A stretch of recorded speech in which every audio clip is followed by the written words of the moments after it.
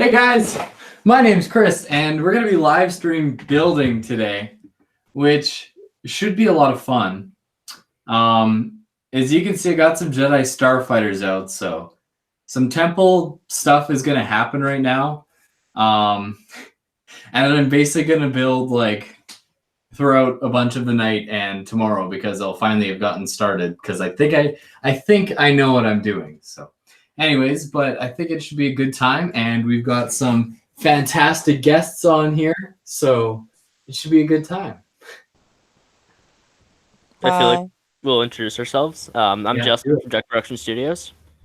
And I'm Hector from the Wolfpack Customs. And that's it. Cool. All right, well, thanks for watching, everybody, and we'll see you next time. I'm gonna post subscribe. My story. Okay. Like, comment, and subscribe. Okay. All right. Now's the real hours. What Jedi Starfighter should I use? All of them. Use the sky blue one. Okay. Interceptor. So you're asking like Delta class or Eta class? Yeah. Use the Wolfpack gunship. Anybody who's watching can also comment. Let me pull up the stream on my computer so I can see the chat. Same. Anyways, yeah, no. Because it's like I'll make more starfighters either way. Like I'll make a bunch of custom ones. Hey, collecting bricks is here. Awesome. Also, before I go, Chris is hot. Actually? Yeah, that's her message. Okay. All right. So we got some people wanting Delta, one Eta. And so far, nice. 2 Etas.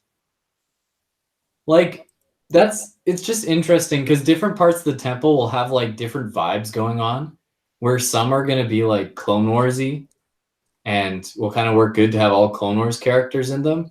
Versus the hangar's interesting because obviously it's huge, right? Like it's this whole area here. What I'm definitely thinking for sure is gunships on this end. And I'll have like 4 gunships. And then that means that, so basically like all of this area is available for starfighters. And I could even go back here and have like an extra, even like that's the kind of thing is I can really have fun with it where if I wanted to, I create like a Jedi starfighter, almost like a rack, like storage system, kind of like the Naboo starfighters in Theed, where they like kind of are like, you know, landed in like a shelf kind of type thing. So I could do that pretty easily with, especially with the Ecto, but I don't know. I'm really torn between which ones to do because they're both awesome. So I mean, you have a lot more of, is it Eta or Eta? You have a lot more of those. Yeah. And they do kind of look cooler, in my opinion. No bias. It's tough. Because I can, like, I'll also customize them. Like, because this one's a custom Anakin's, right? And I think it's pretty decent. It's pretty easy to build more of in different colors, different variations. So I might actually make all of these, redo all these guys in this format. All right, we have someone spamming. And we have Lee. Lee had a great suggestion of something to put inside the Jedi Temple that will not be named. I do not agree with that. You don't think they'd have one of those? It's the Jedi Order. One of what? I don't think you've seen Arlnaut's Star Wars before. This is true. Or the Anakin meme. Yes. Where are my Jedi homeboys at? Okay. Oh, hey, it's Lucas. So what I might do right now, the one thing that I know I'm going to do for sure right now, either way, is gunships are going to be down here, and it's going to be a very Star Wars Episode 3-ish part of the hangar, which also means I'm going to blow a hole in that temple wall right there. So that's going to happen right now. Hopefully I don't destroy all of your ears in the process. Too late. Just like throw your gun chip into it. It's actually a really solid wall. Like, if the mic wasn't on it, I would just like lift this entire section up and then not smash it. Yeah, you did show the wall sections in your last video. Yeah. So what I'm thinking is I'll make this removable, and then what happens is there's like high key landing pads that stick out, and then I'll actually have it where it's like on a gear track thing, so the landing pad will actually slide out. Hey Chris, so with like the layout of the different levels of the temple, so is the hangar on like the very bottom of it, or Yes. okay? That's why it's the immediate issue. All right. I haven't actually looked at like the layout of the temple before.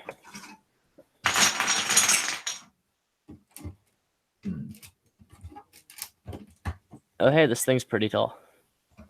What do you guys think about the Jedi T6 shuttles over there? I can only see one. There's two. Over there? Not this thing, Hector. Yeah, not the one from Palpatine's arrest. No. Yeah, there's two on the other side. Oh, okay. I guess they work. I mean, they're Jedi ships, so they'd probably be there.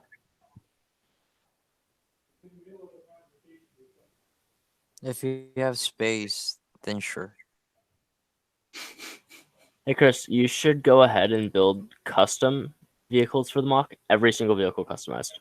See, here's the problem I run into with that is you've got the idea where you can make all your vehicles custom, and that's fun, and it makes you like as a builder, it's something cool to do. But then as like a YouTuber where I have more or less normal people, you know, like your average person probably owns a Jedi Starfighter. So that's where it's nice. Like, it's cool to see when you own a set and then it's used in a build kind of thing, right? So that's kind of the way I see it. Hey, Xavier wants to join. Not yet. It's not that time of the night yet. But speaking of people joining, He also gave you $2. I see. Generous. Yes. I mean, if you give him a little bit more, he might add you. You know, he needs to build the temple. You know what's great is somebody said earlier, the temple is more upwards, and that's the awkward part. Is I'm not even worrying about that yet. I think the hangar will probably be about a decent height, like 40 bricks tall, kind of thing. Ooh. And then the next floor will start. So it'll be interesting because now that means I have to build. You see the side walls right now? Is I actually have to build something coming in from them that holds up the next floor. Yeah, I'm looking at the temple right now. That has to hold up the entire everything else. Wow. Well, we got some great donators in the chat today. Thank you, Lee. It's too bad that this stream is family friendly. Otherwise, I'd read the second half of your comment. But he did say, "Shut up, Xavier," which is fair. Yeah. Oh man. Don't break it. Make the mock taller than the Scarif Tower. I actually wouldn't be surprised.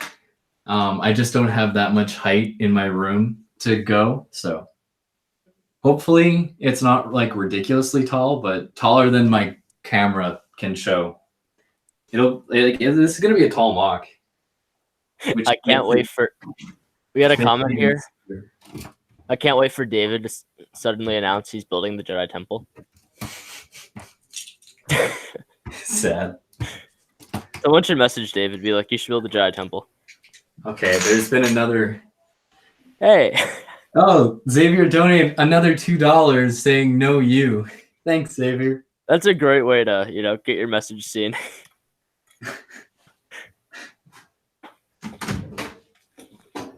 Oh man.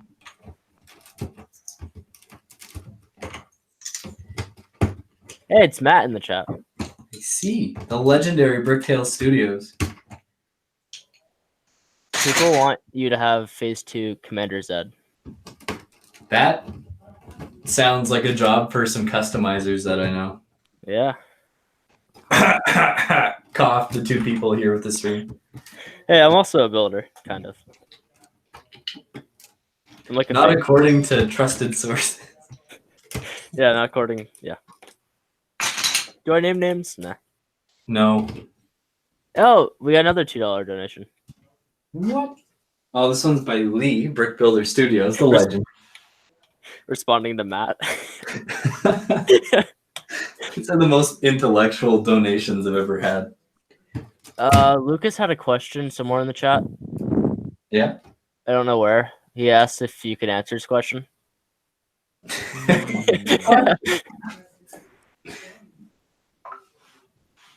I think, was it about the Old Make this Republic? taller than the Scarif Tower. I already I think it's- answered that. Well, go supersize and use your UCS Jedi Starfighter. Oh yeah, he asked, are you doing the Old Republic attack still? Yes. Yes, most important of all things. The Old Republic's going to be in here. Yay. Good thing we have a customizer who makes Old Republic things. I know, right? I wonder which one that is. Well, the one that's finished them or the one that has like 3 whips? Exactly. Hey, Xavier donated $2 more. Where are the JK. dead younglings? Make it $10. Thanks, Lee, for the compliment on the stream. All right. Come on, guys. I need some serious answers to which starfighters I should use. Which ones do you guys like more? I have a bias towards the Ada class. I'm gonna say Ada because I don't know how to pronounce it. ETA. You guys are the best audience of all time. I'm not gonna lie.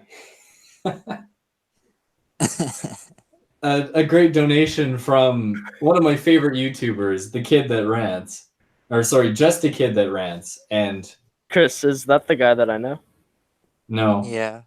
sure, Totally. Well, do I know of him? yes, probably. Okay. Okay, we're getting some Jedi Starfighter comments. That's awesome. Episode 3 Interceptors. Here we go. See, that's what's nice is it would work to do the whole kind of hangar as episode 3 because we'll have the gunships on the one end, or maybe that's how it can work. Is I'll have gunships and then some Ecta, and then it'll kind of get more Clone Wars-y on this end with the T6 shuttles, and then maybe I could do like some kind of Jedi Starfighter. Maybe like almost a little separate landing bay in the back here with like just a row of these Delta. That could work. Hey, you added Matt. I did. Gentlemen, I'm not intruding, am I? No, you're welcome to join us Hi. here. Well, you were given the link. Yeah, I know. So how's it going, Matt? Oh, man, I cannot believe you're doing this right now. I spent all afternoon building the new modular building. The corner garage. Oh, man. I should have given some warning. I don't know. I just wanted to build tonight, so I figured why not? Yeah, that's the best way to make sure we don't play Battlefront 1 or anything like that. I mean, I still have some stuff that I could build. I have the Inferno Squad battle pack, which is level nothing, and then That is something.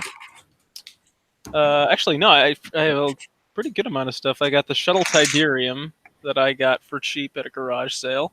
Still haven't built it yet. And the companion set, basically, the new Imperial Sentinel dropship. Nice. Hey, Chris, what happened to your custom blue and black Republic gunship? It's just in a box somewhere. I could actually bring that out for this. That would be interesting. Yeah, you had someone ask Nathaniel 5231. That's cool. Wow. How does he even know of that? That's Hey Chris. Hey Oh my Chris. goodness. Bricknado Studio says hi. oh, Bricknado Studio should join again. He somehow crashed. Ah.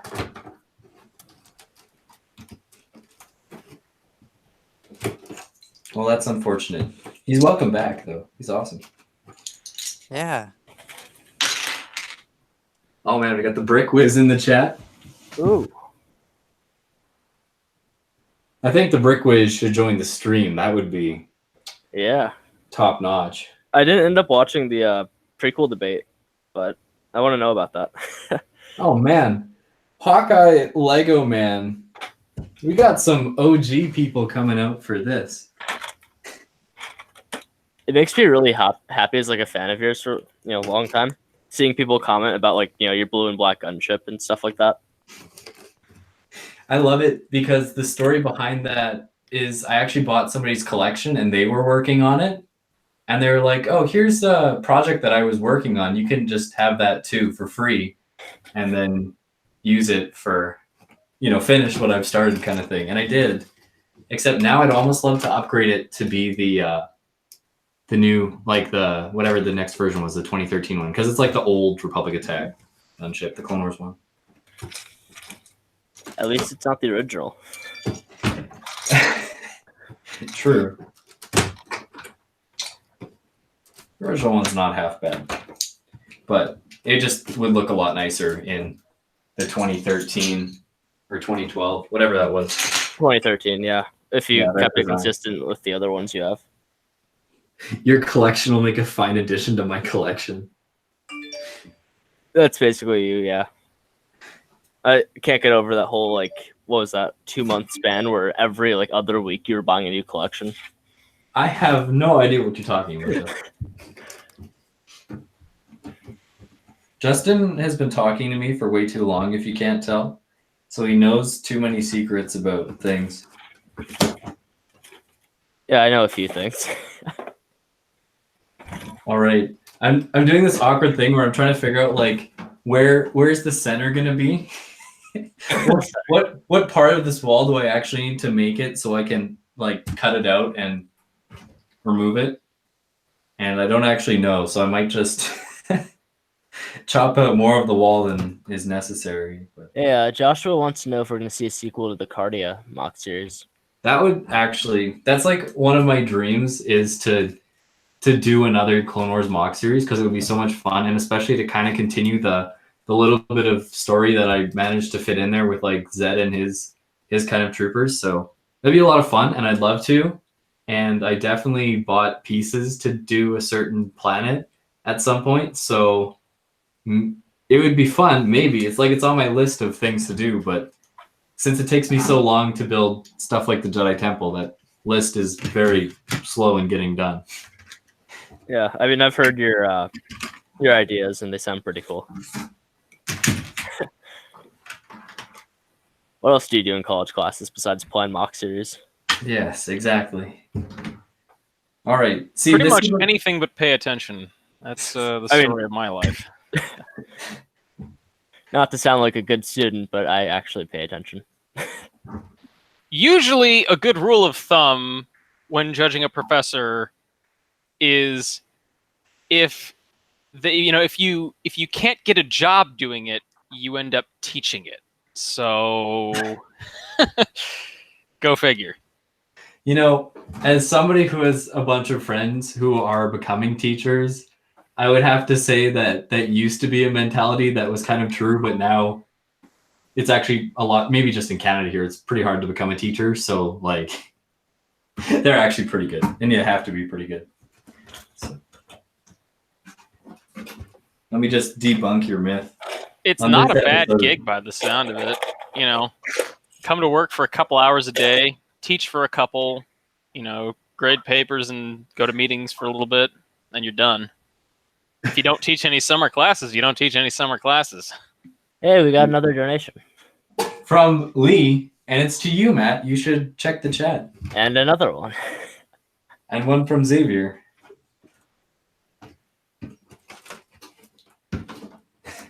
I'll read that one later. Hi, Ben. Benjamin Pap says Chris, hi. check your Instagram DMs in a sec. What? Yeah, we should have a competition in the chat. Who can super chat the most money? That's I know, So, right? folks, what we're doing here is we are raising money to help get Krisproductions to Oh, no. Brickworld Chicago, baby. Oh no. How did I know that was coming? Okay. Chris, so the wall thing you're doing right now, or you're going to do, that's a gunship crash through it, No, so or okay. or not a gunship, but a ship. Like you mentioned, a hole in the wall, and the only thing I could think of is like a From the ship. Clone Wars. So From the explosion. Never no, mind. no. None of the Wait. above. None of the above. Okay. All right. Let Okay. me explain this. So I am taking out this wall because hangars have doors to the outside, right? Sure. So what I want to do here is I want to make this section of the wall removable so I can pull it out. And then you basically, what happens is with the Jedi Temple, there's actually like landing pads that you see extend out from wherever that have like a Jedi starfighter on them. So I'm actually going to make a mechanism out of power functions that's going to like slide a circular landing pad out from underneath wherever. Yeah, I see it in the photo. So that's where like this needs to be removable. So then I can slide it back in, stick the wall in, and you've got your complete exterior to the temple. So that's kind of my thought behind that. But I just moved the gunship to this side because before it was over here, and it made me realize that if I'm gonna break the gunship. If I'm gonna have the gunships on both sides of the kind of middle, because I want to have one middle stretch, and then I'm gonna put like a cart mechanism for the starfighters to get rolled to the front because that's pretty far away. So I want that to kind of be in a middle, so it's kind of like a landing strip or something, right? And it just means that instead of tearing apart this part of the wall that I was doing before, if I'm putting gunships on both sides, it needs to be in the middle, which is at a different place than I was just taking apart. So it's kind of figuring out which part of this wall I want to take to be removable. And what might end up working is I might just make it bigger than it needs to be.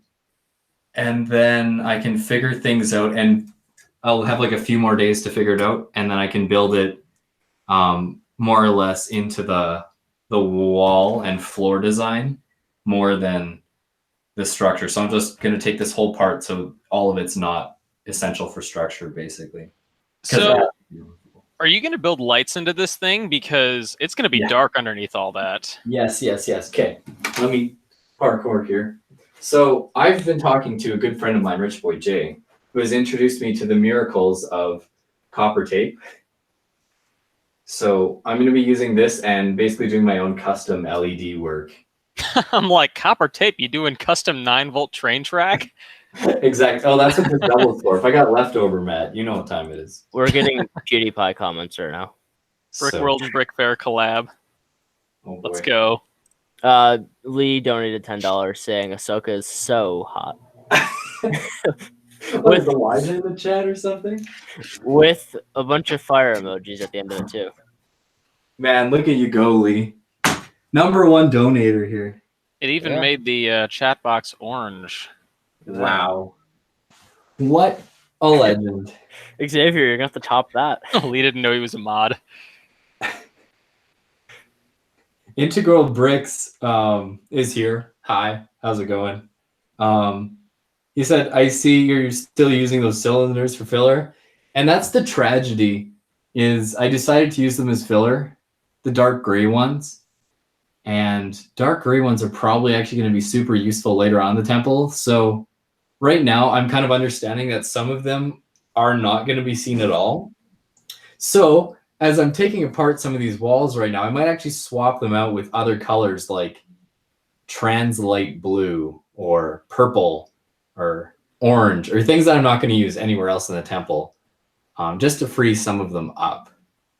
So It's kind of like a tear down what I've already done part of the week, and I'll get to work on actually making more progress, not negative progress, later on. Hey, Chris. So I have a question about the shape of the temple. You have a rectangle right there, but I was looking at the layout and it's a square. So Yeah. So are you adding more base plates? no. Okay. Let me explain this like I did in my first video. Not a fake fan here, Justin. What happens is you take the square temple and you just cut it like this. So you're cutting the temple in half. I call that a cross section. There you go. Matt's got it. All right. And then I couldn't remember if you were building the whole thing or not. So you know how there's like those, if you're looking at it, there's like in the middle of each of the four sides, there's a part that goes up. Yeah. Basically, I'm doing 3 of those. So 3 entrances. Ah. So it'll be 1, 2, 3. And that's where on the second floor, right here, will be the Old Republic scene. We'll have the ship crashing through the door. And then maybe Ahsoka leaving. I don't know what'll be on this side. This side is just really awkward because most of it's not going to be visible in the final video. So if I do this thing with like Ahsoka leaving the temple, she's going to be like walking right into the wall kind of. So I don't know how good that will look. It'll look much better if it's done up front there. Or it's the kind of thing that I can probably just swap out later on. You know, I want to take a photo of that. I can just set it up there. Or if I want to have 501st marching, I can put them up there. And then that means that this one will, I don't know what'll be over here, but it can be something. So that's the problem, is I still have like a lot of creative freedom with the inside, like a ridiculous amount. And there's actually a lot of times we see the Jedi Temple and there's different scenes. So it's figuring out a way to incorporate it all into one build, because I'm only building the Jedi Temple once. I don't want to do this again in my life. Yeah, not like Scarif where you're going to build a second one. What? I mean, not leaking info here. No, man. We got Hey, All those Scarif troopers from Danny. No. Okay. I actually have 60. I actually have about 50 of the regular ones, not the lieutenants. Of course you do. So I'm ready for it. Well, Oh when you my buy goodness. that many collections, you're gonna have. a So lot. this is a thing then. You intend to try Scarif again? Maybe we'll see. It's not even a thing. Is it? It's kind of even a thing. Like it's supreme. It's so far past the back burner that it's like the clock on the oven type deal. I can list off like 5 other mocks that I want to do first, and then one of those is a series of mocks. And then I'll do another Scarif, sure. But there's just talks of doing a collab one, and rumors of it, and threats by Jay and some other people to do it in like a bunch of years. So, I mean, it wouldn't be the worst thing. Hey, Chris. Hi. Jay wants to join. Wait, Get Ritual in again? here. Yeah. Jay, check Discord. I'll link you. How's it going, Jordan?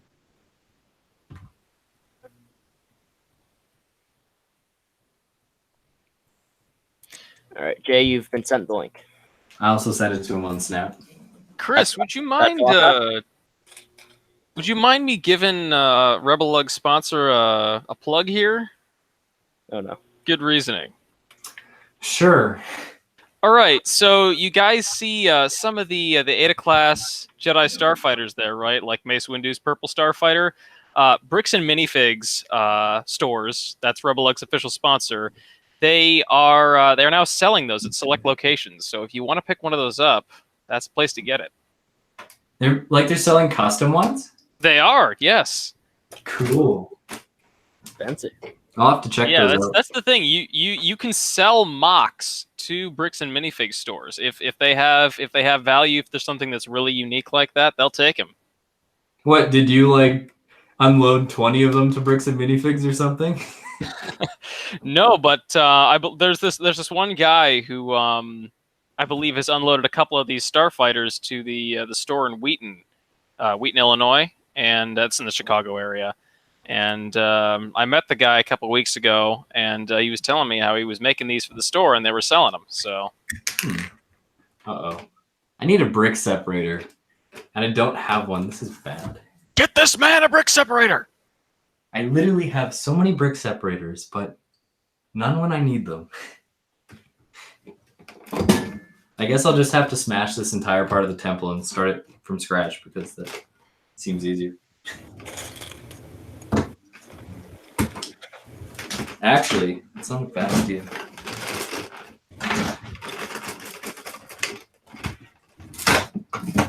All right, viewers, don't try this at home. That's reddish brown right there. Yeah, you are playing with fire, my friend.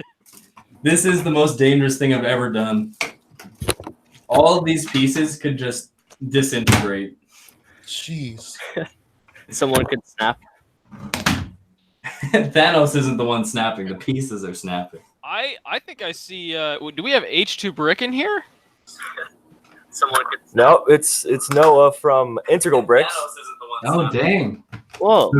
The OG. Ah. What's up? No. Holy crap. This is the first time I've actually gotten to talk to you. Integral Bricks. Whoa. What's We up? can hear the stream. If you have it on, just mute it. Yeah, someone Oh, mute yeah, their sorry. YouTube. Bad echo. Yeah, that was me. I'm a noob streamer. Oh, glad to Dude, have that you. YouTube is looking so good. Thanks, man. Actually, way ahead. I filmed kind of in advance because I got school and I'm in grad school. So you guys watching are seeing what is about a week ahead of my videos. Oh, wow. Look at that's so productive. I wish I could be that ahead of schedule. See, folks, this is why you turn into live streams. Tune in, Yeah. that is. Yeah. I look at my webcam. I'm working on Bardos right now. Maybe you'll Ooh. appreciate looking at that. That, my friend, is a thing of beauty. Thank you. I love the lights in it. You picked the perfect spot from the campaign to do that of, too. That, my friend, is a...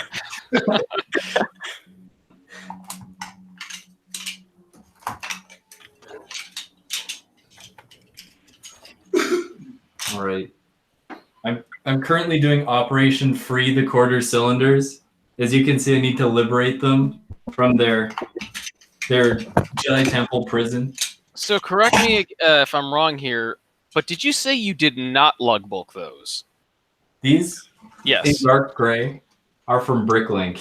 Oh my god! That's like Yeah. a buck a piece. Holy crap. I've been with him when he's made those Brooklyn orders. Oh my lord. I bought like 100 of them and I had... Actually, no, I bought them from Bricks and Pieces, so I paid a little bit less. All right, Matt. Oh my god, that's not even all of them. Holy crap. So there's 1,200 or something like that. That is ridiculous. Yeah, that's expensive. I got a pretty decent deal on them, but it's still expensive. I think I used about 50 in Endor, and I don't even remember how much that cost. Probably at like $50, but still, that's a lot. They're one phenomenal piece. Using them as filler, though, that's Oh, that's what I'm fixing here. I'm saving them from being filler now. There we go. You should use Creo pieces. What? Because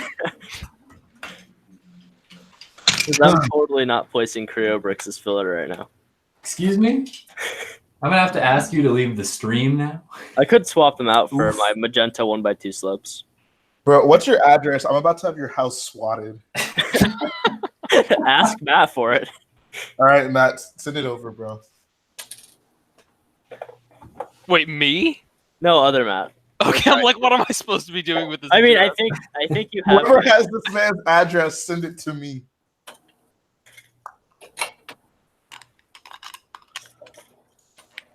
Jay, do you know if Brickwiz is gonna join?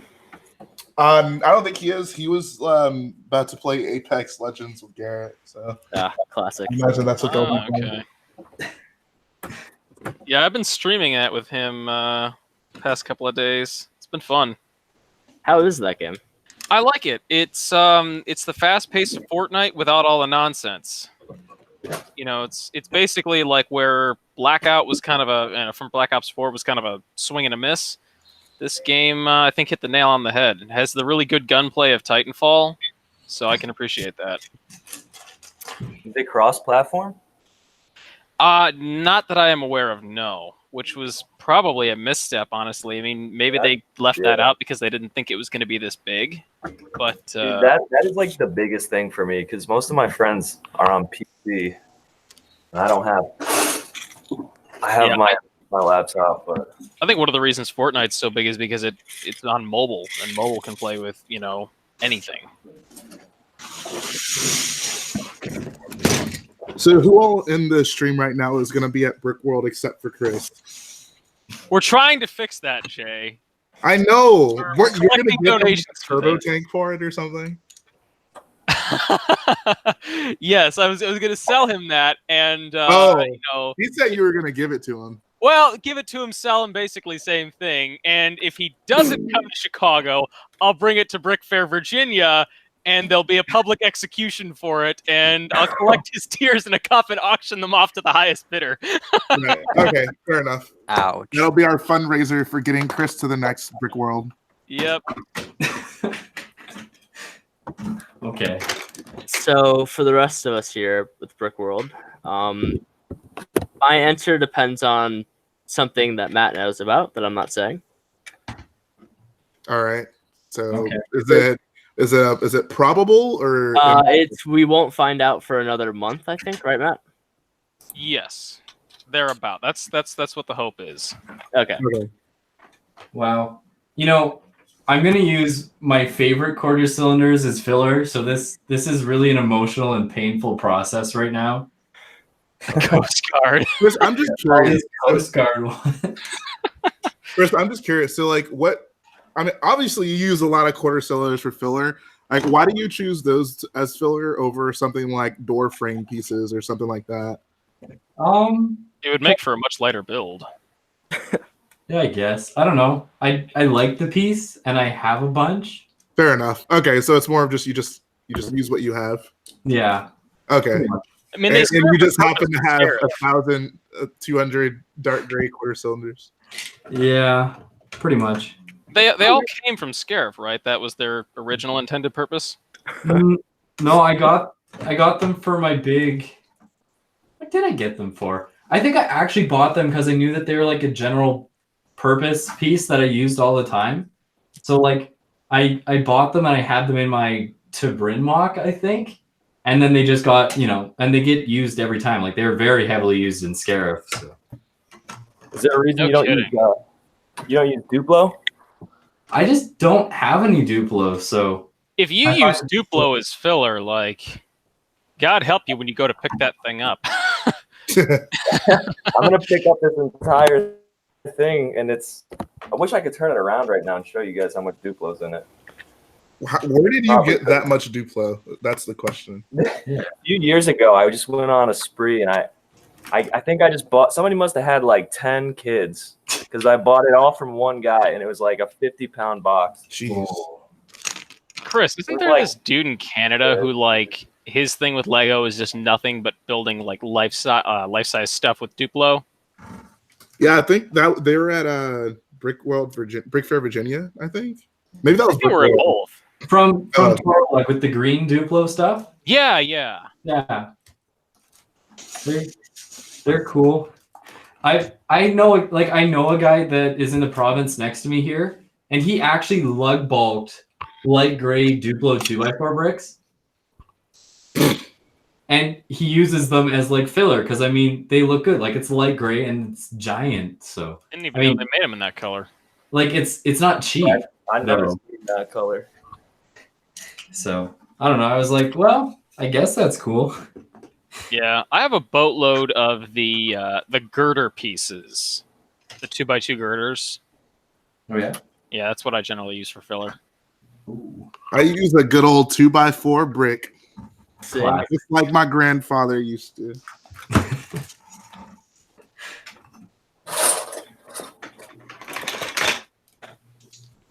Man, the Coast Guard is really hurting right now.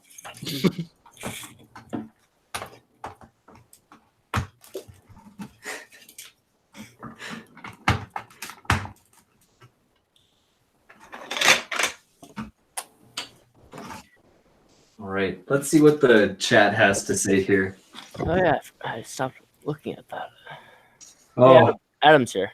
You should buy from Adam's Brickling store. no, you're supposed to say the opposite. You're supposed to say, oh, you know what we shouldn't do is buy from Adam's Brickling store because it's Nah. bad. I'm gonna Right? give him a shout out here. Go buy from Adam's store.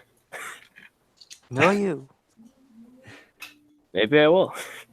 Wow, this Nathaniel have guy money. does not like me using an iPad. What's the deal?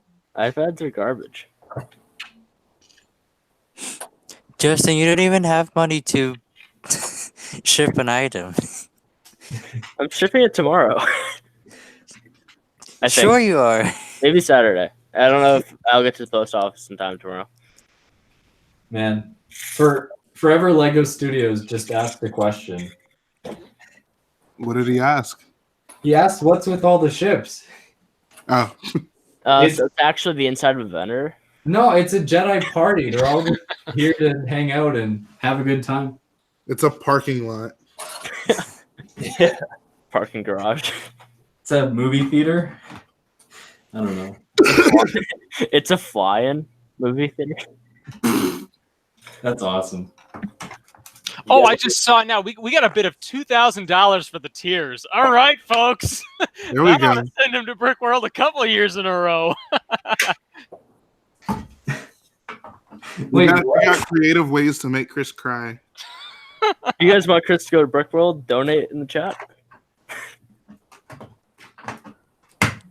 Don't come on, actually. Matt. I don't see any donations from you. From me? Yeah. Yeah, we'll see. We'll see closer to the actual date. And also, in light of a recent announcement, which I can't speak of, hopefully your attentions aren't divided on that. Oh, that announcement. Wait, if it's an announcement, why can't you speak on it? Rebel Lug. Rebel Lug. But you've actually been you've been made aware of this too, Jay. Okay. It's not I've just been Rebel Lug. included. It's That's all I'm regarding saying. the same city. I don't. Let's not say any more now. Let's I mean, not. I have no idea what you're talking about. So I'll DM you, Jake. okay. Like, I'm so lost right now. Man, Adam in the chat says that Lee has a better Bricklink store. Does he even have a Bricklink store? He says, "I don't have a store anymore." LOL. No, you're not supposed to say that. He said that. Yeah, we got a war of the Bricklink stores going on down there. Lane's World versus Adam's store. A Go question. buy I from think we have a Lane's clear World. winner in that case. Hey Chris, Lane's got No. good parts. question from Nick. He is asking if you're a big DC fan. You know what? I will compare my Marvel figs to my DC figs right now, just for you. Since I conveniently sit on all my minifigs. True story. What? Here is Marvel. Oh no. Here is also Marvel. And here is DC. I'm surprised you keep those so readily available. I think that Marvel wins because Wait, are you missing some? Is that all of your Lego Batman figs? yeah. Like this is pretty much every minifig from the MCU minus Infinity War and Comic-Con exclusives, but I thought you had Yeah. way more DC figs. I've been pretty loyal to Marvel. Well, you are Captain America, so Exactly. Apparently. But Hey, Aaron. wait, Aaron. Aaron as in Spartan Republic. Hey, Ryan's here. Said you're actually building. What is it? What is this? I think it's the History. Jedi Temple. And Wait, are you- being thrown at Chris for not building. What's up with that? No. Man. He's not building. He's taking it apart. Don't tell him that. That's Lee's comment. Oh, You're gonna have to renumber the streams. look at this. I made this orange now, so it's cooler. I think you should post something on Instagram about that. Well, I do have my convenient small phone over here to do that on. We should get you a phone. Look at this. Let's take a glorious photo of all this filler. You want my old 5S, Chris? No. I actually have a 5S. Wait, you have an iPhone? Don't tell people that.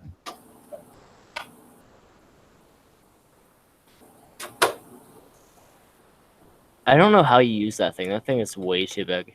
No, it's convenient. That's never mind. Too easy. Too easy. Yeah. Chris, convenient is like a phone that fits in your wallet that's also your wallet. You can get that new like Galaxy Flip thing. Oh, that thing. Fold. Yeah, Yeah, tablet and a phone in one. that's an It's interesting. ridiculous. That just screams break me. Like watch Like- that be plagued with issues when it comes out. I'm like, do I buy a car or do I buy this new phone?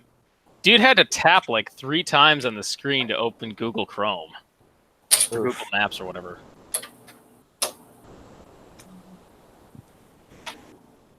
Alright, let's check the chat again. How can Chris be Captain America if he doesn't live in America? Chris, show off your Ewing fleet, says Nick. Oh. And then you were asked which conventions you're going to attend by Ryan. I don't know, Matt. Which ones am I not attending?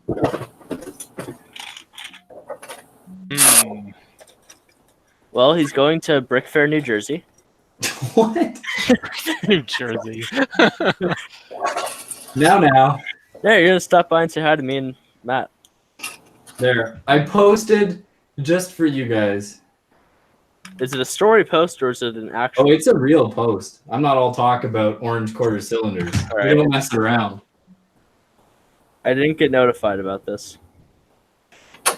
Who first like? Man, you guys see the new Clone Trooper armor images for Battlefront 2? I've I seen a few of them. They look AV's really gonna have a good. field day with those. Oh, yeah. How are So they- many different designs. They're still updating that game. I can't believe it. The game's amazing. I mean, I played it for a long time, but like, unless you have pristine connection, I lag out instantly.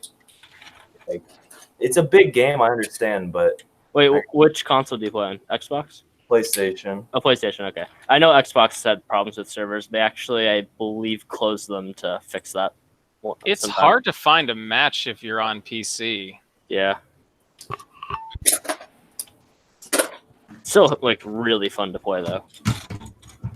Yeah, I didn't understand all the hate when it first came out, but I didn't feel like arguing. No, with no, that was well deserved. With the transactions, yes, but with the game itself, not necessarily. it. Yeah, So I that's mean, the thing. Like everybody loved the beta, but they're like, I could totally see how this microtransaction thing could be, become a pain in the ass, and that's exactly what happened. Hey, it's funny that people are like surprised when that happens, though. Yeah, better that they're updating this old game, I guess, than making a brand new game that they're going to make us, pay out the yin yang for. well, they got me to buy it. I wasn't gonna do it, but they did. $5 is hard to argue with. Yeah. Actually, and- I paid 10 because I live in Canada. Ooh, yeah, I paid 15. So that's the price of socialism, folks. Okay, let's calm down. I also may have bought the pre-order code just to play as Last Jedi Ray. We don't talk about that. Yeah, we don't talk about that. The things I do for Ray. Kicks Kid out the window. Okay. Wow. That's a reference to Game of Thrones. Right. Jay, have you not seen Game of Thrones? The best TV show? I actually have not. Oh, wow. That's not true. My The best God, TV, the best Clone TV Wars is better. was Firefly.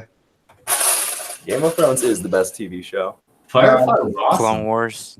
Firefly, and then Breaking Bad. Breaking Bad. You have that high? Oh yeah. I've only heard bad things from Chris about it. I've Wow. looked on Chris this. also thinks that Episode 1 is his favorite Star Wars movie. It is. It's amazing. Yeah, so I mean, take his opinion with a grain of salt. Okay. And I mean that in the nicest way possible, Chris. I never said episode 1's my favorite. It's episode 2. Yes, you said episode 1. Wait, episode 2 is your favorite?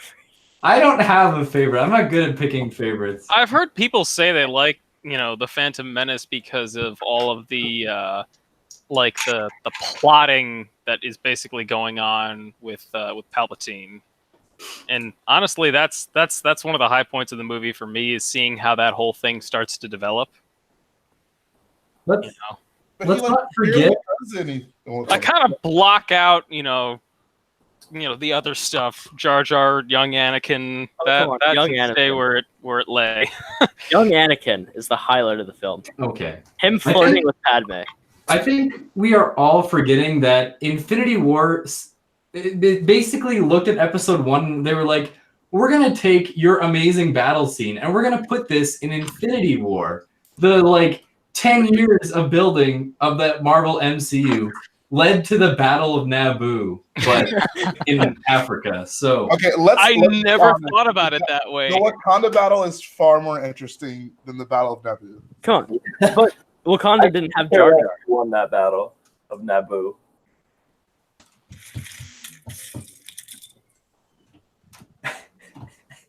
So, Jay, how did that stream go with you and Matt with the prequel? It was debate? wonderful. I was gonna say we basically just spent 2.5 hours bashing episode 1. So Oh, come on, Chris, you need to get in there.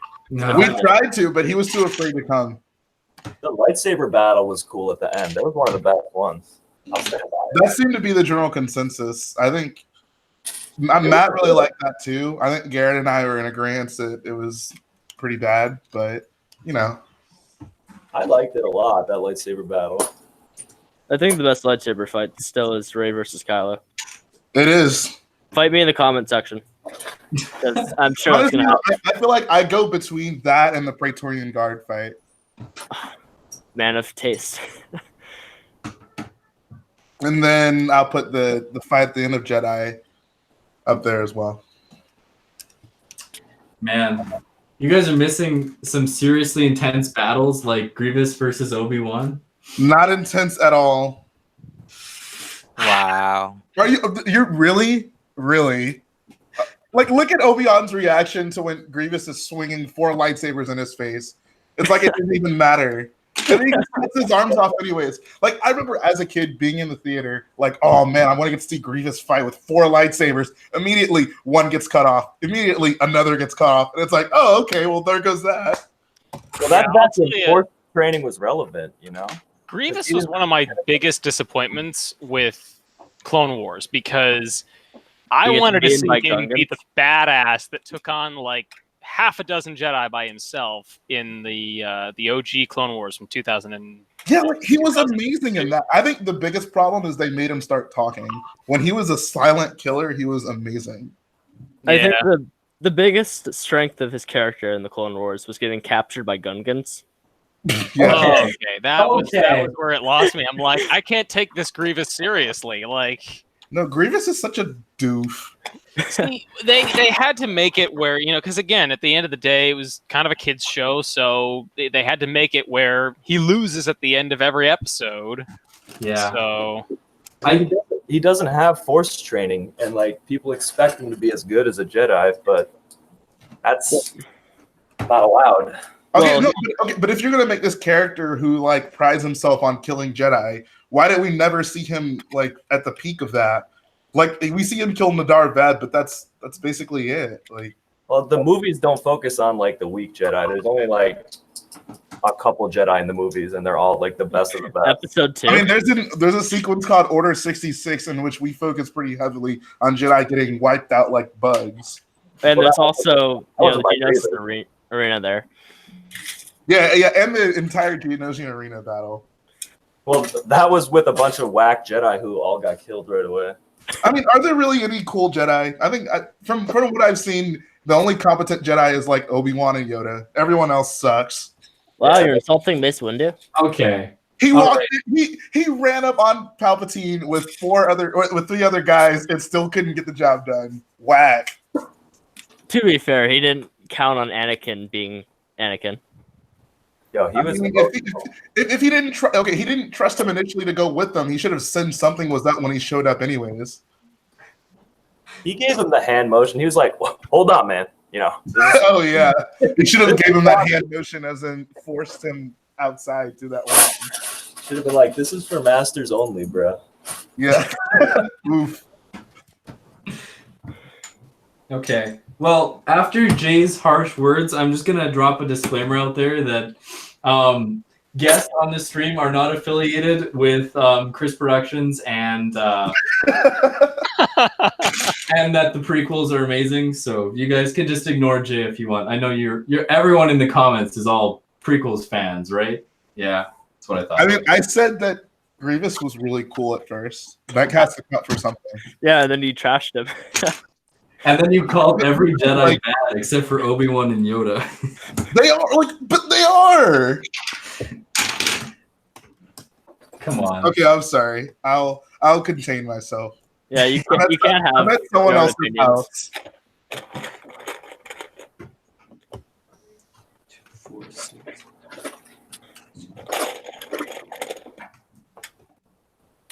Man.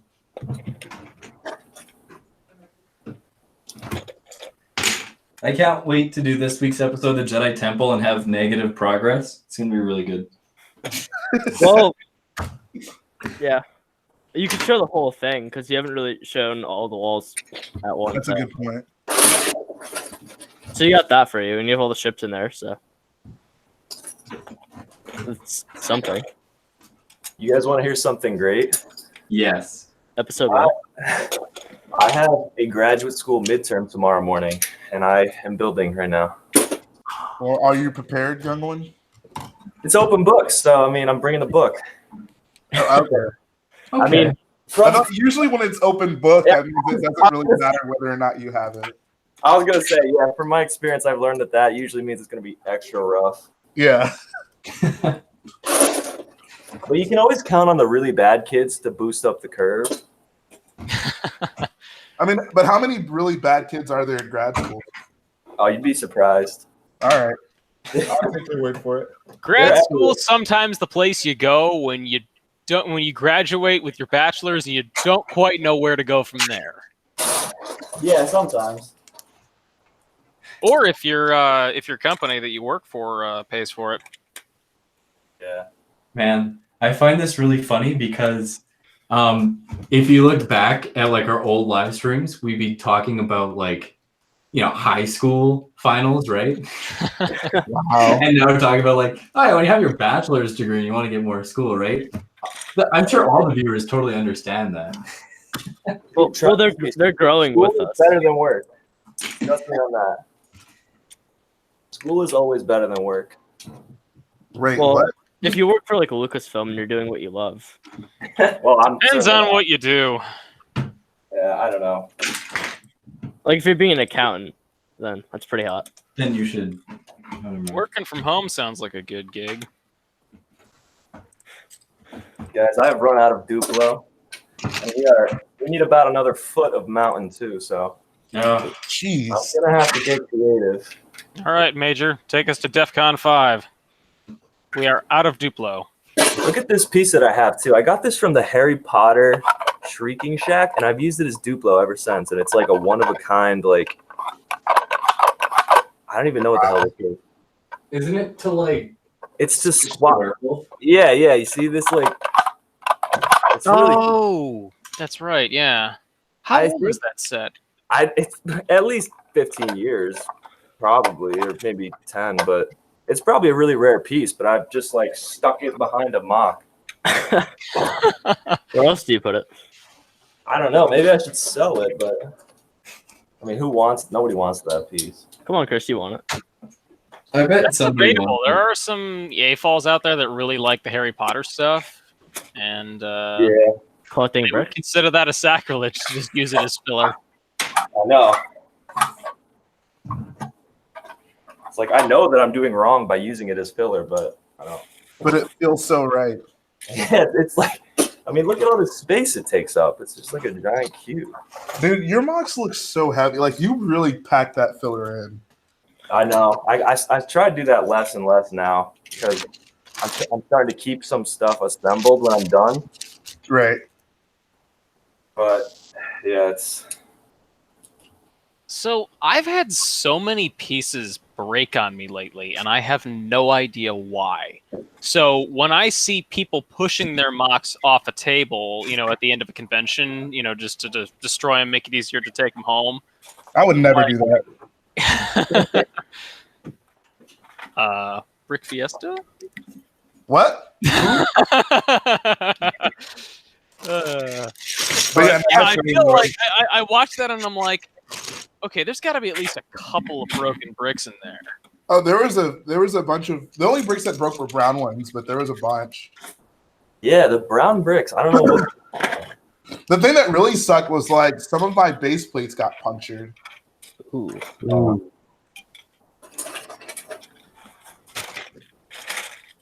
But yeah, I would never do that again. Does it again? I mean it.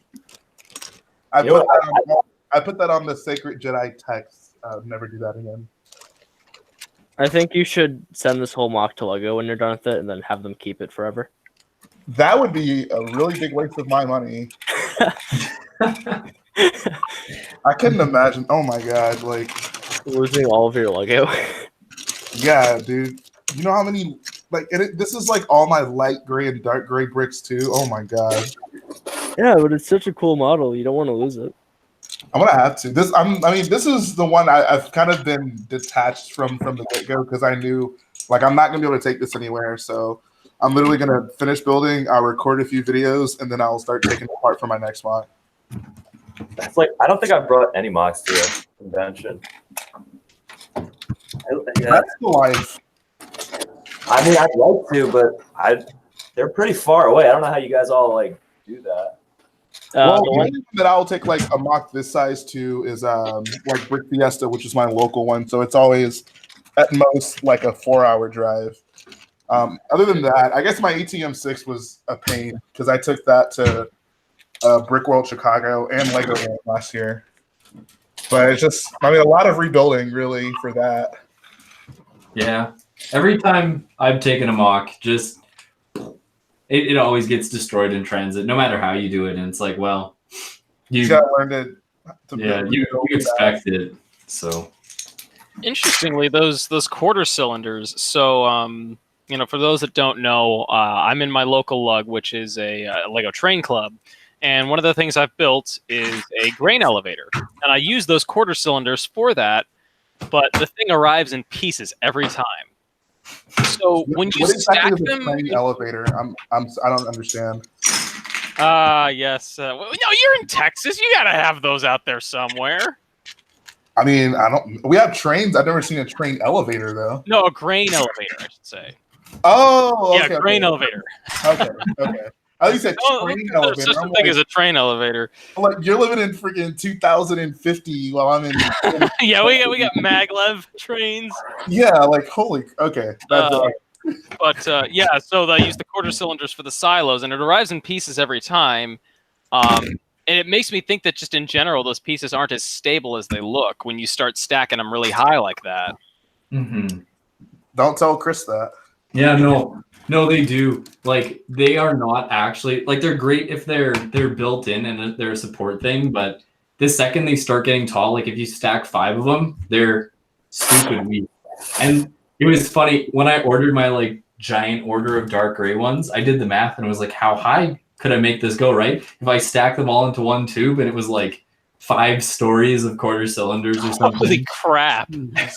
And obviously, I never actually did that because I don't think that would work. It would probably easily break.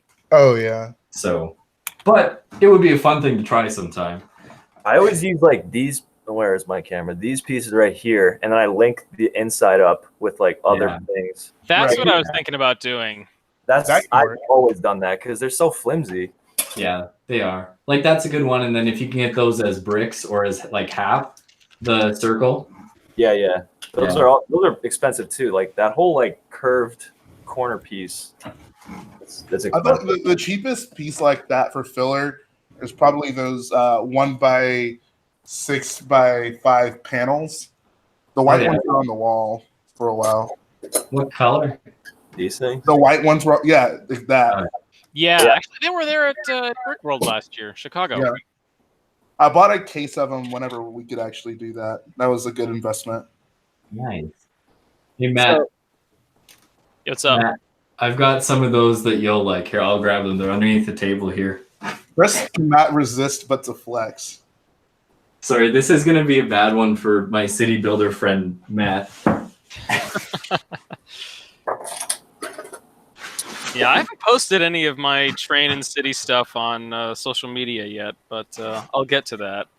Matt, do you have just like a big city that you work on and keep build, or do you just build, So, oh my lord, look at that. Is that You know- a lug bulk bag, is it? Yeah, No, it it's is. not. It is? Look at these. Oh my I goodness. can't even tell what, or are those that pan is that panel in trans Yeah. blue? It's Yeah. the panel in trans blue. Did you use those? No, you used the one by. I was gonna say, did you use those for the bridge? But those are 1x2s, I think. Yeah, they were 1x2s. Which is also ridiculous. Oh yeah, That I know was- what those that are was for. fun. I know what those are for. Someday, Chris. Someday, I want to see it. Make it happen. Exactly. I'm glad you know. Yeah, trust me, guys. The idea is cool, and you can probably figure it out. What Star Wars planet has a lot of He's gonna build the Battle of Naboo. With Yes, actual Battle shields. of Naboo, guys. You, Trans You got me. blue panels. Yeah, dedicated 2 years of your life and like $500 to the Battle of Naboo. Do it. There'll be no regrets when you're done either. No, No. rabbits. But, Yeah. yeah, to answer your question though, Jay. So I'm in NILTC, the Northern Illinois Lego Terrain Club. Right. And basically, we are a modular traveling club. So Right. basically, everybody has kind of a small module that they bring. Mine's like 80 feet wide, or not 80 feet, 80 inches wide by 40 inches deep. I was about to say, oh 80 feet, that would be ridiculous. Yeah, we did a big show at Cantini Park in I believe Wheaton, Illinois, back in Okay. December, and the rail yard we had was the biggest one we ever did, and that was like 53 feet. that So sounds incredible. yeah, If I that wasn't- was a big room. So If I wasn't all in on Star Wars, I would love to do some city stuff. Yeah, I would see, go. that's the thing. Like, I don't have room for a big city setup at home, but it's cool just to be able to kind of everybody brings their own module to the club, and then just Right. connect the track up at the end, and boom, layout. How difficult is it to like coordinate those things? Because it looks pretty complicated, especially when you bring the track in with it. So my lug was, I think, one of the first, that were like created around the very early 2000s, and so by now we have it kind of down to a science. All the tables are basically modular. Our guy Roger, he's got a trailer. He brings all the tables in. They're hand built, so they're all to the same size and the exact size that we need them to be. And Right. basically, we just clamp them together so that way they kind of like stay together as a unit and they don't wobble. Okay. So yeah, they all have folding legs and everything. So, and then we also have what the heck are they called? The things we slide the plexi into, batons or whatever, batons. And yeah, so it all goes up like lickety split. Like, give us 3 hours maybe, and we can usually set up in that time.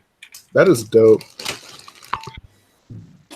Yeah, I've actually got a show I'll be doing. I'll be setting up for tomorrow, actually.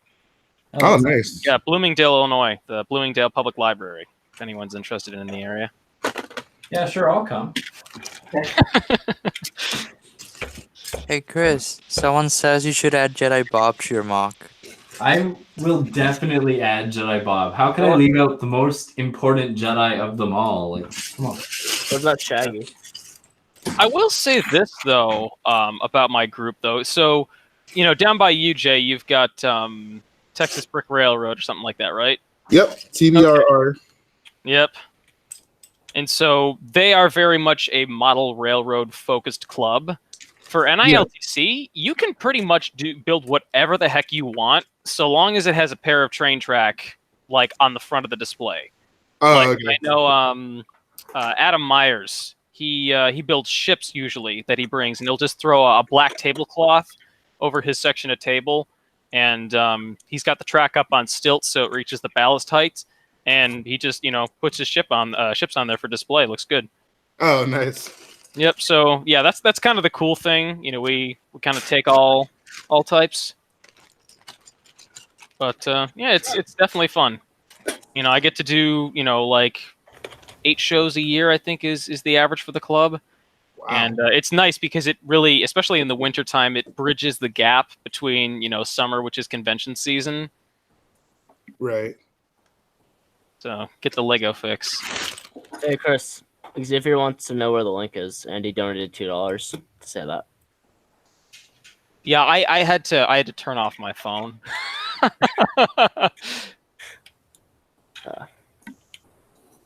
Yeah, I'm trying to build and sort of look at chat, so someone's at least monitoring it. I'm just looking at chat now. What do you guys have against my local lug? I know. He's like, if Matt talks about trains again, I like. I mean, okay, the one Well, person I it's will a- allow to crap all over me for that as much as he wants is Austin, because he's the one who started that. Well, I mean, this is a Star Wars channel and stream. Look up Matt Delanoy, his work. He has done some really phenomenal Star Wars stuff. He actually he did a Coruscant display for a while. The first one he did was Tatooine. He used like a 9-volt train track loop, kind of buried underneath like a raised up, plated up area, so that he can have all the speakers going around. Man, That was like what inspired my first big-ish mock. I built my like AT-AT or whatever, but when I took it to convention, I had a snow speeder on train track kind of going around it, which was pretty fun to do. I remember that video. I like that video. I know, it was a cool video. I didn't really like that was like long before I knew you and before you were making like Lego videos. I still remember seeing that. I was like, that's pretty cool. Yeah. Good old days.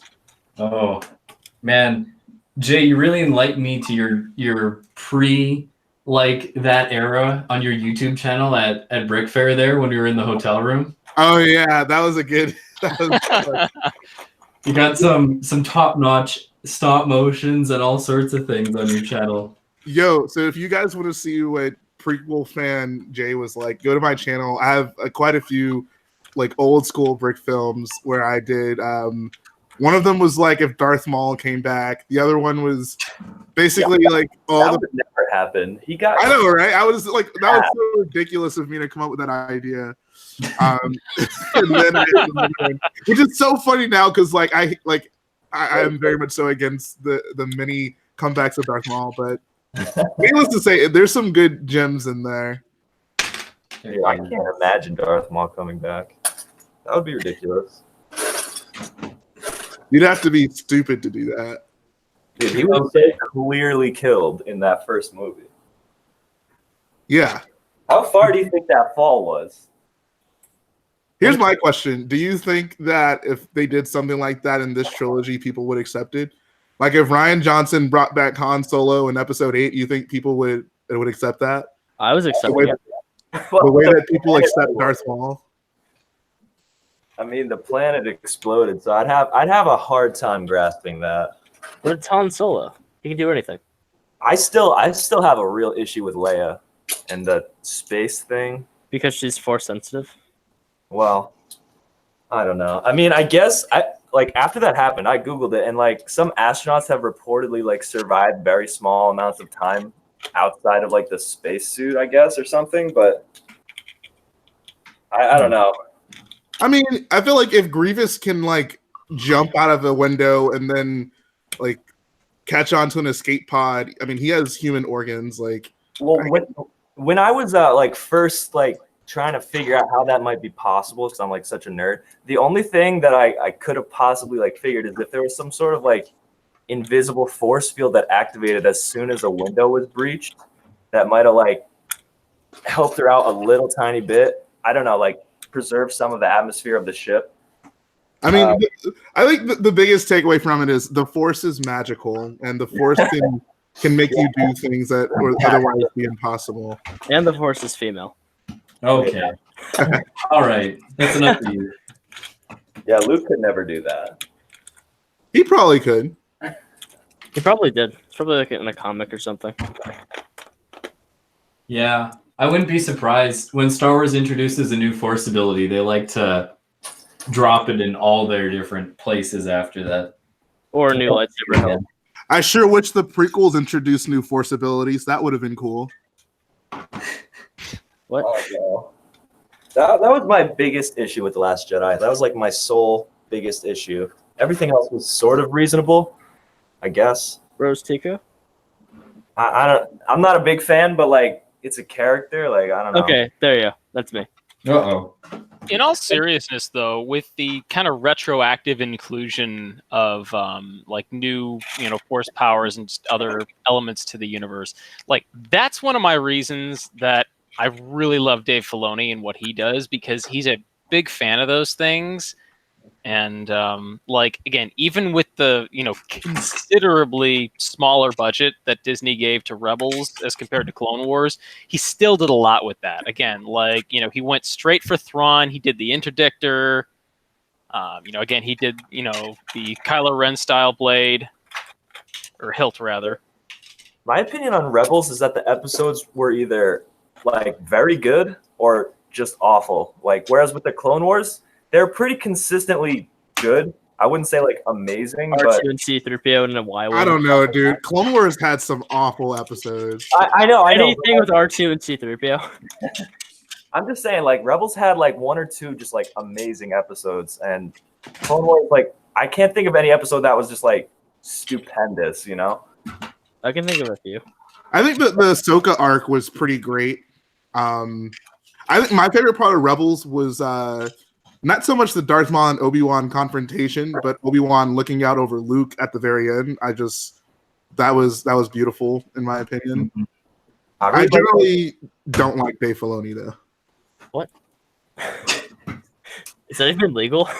All right, what do you got against my man Dave Filoni? Let's hear it. Okay. Uh-oh. So my biggest problem with him I'll is just cover my ears. no. I mean, I think this is reasonable. I think this is not grounded in any prequel hate or anything like that. But basically, I feel like he relies way too much on the novelty of, oh, guys, look, this is something you've seen before. Here, look, I'm bringing it back. Congratulations. And then my second big problem with him is, okay, I can understand why the Clone Wars ended the way it did. It didn't really have that conclusive of an ending because he didn't really get to end it. But with Rebels, he had the ability to. Yet it's like he can't help himself but to leave things open on the off chance that Disney might give him another cartoon to continue with his characters. And I find that to be weak writing. Like, just have your characters like do stuff and have a beginning and an end with like a conclusion. Like, I feel like I watched all of Rebels just for it to not really go anywhere in the end.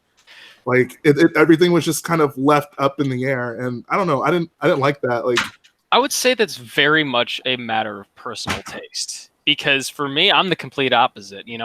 I almost kind of like where they kind of wrap up the story, but they don't quite finish off the character because, in some cases it's cool to have them, come back. And, in my case, as a brick filmer and someone, who has, tried to tell, original stories within the Star Wars universe, it's fun to be able to, play within the universe there as you're, coming up with your story and having it all kind of tie into the existing canon without bumping into anything, and being able to use those characters because they didn't quite get knocked off completely.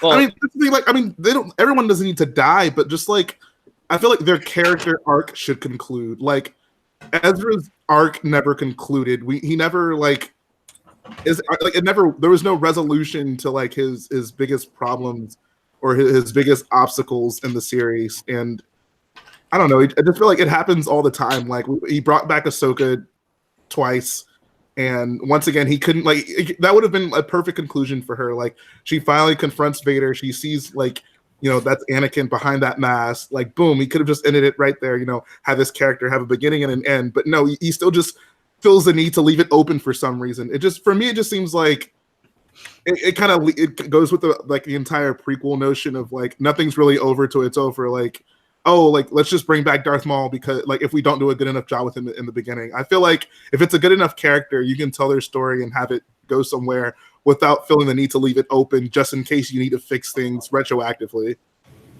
Then they would need to I make new suppose. characters, though. Although, in that same sense, what they did with the sequels was, George wrapped up, the stories of, Han, Leia, and Luke, with Return of the Jedi. Obviously the old EU, canon writers, dug that up and continued that.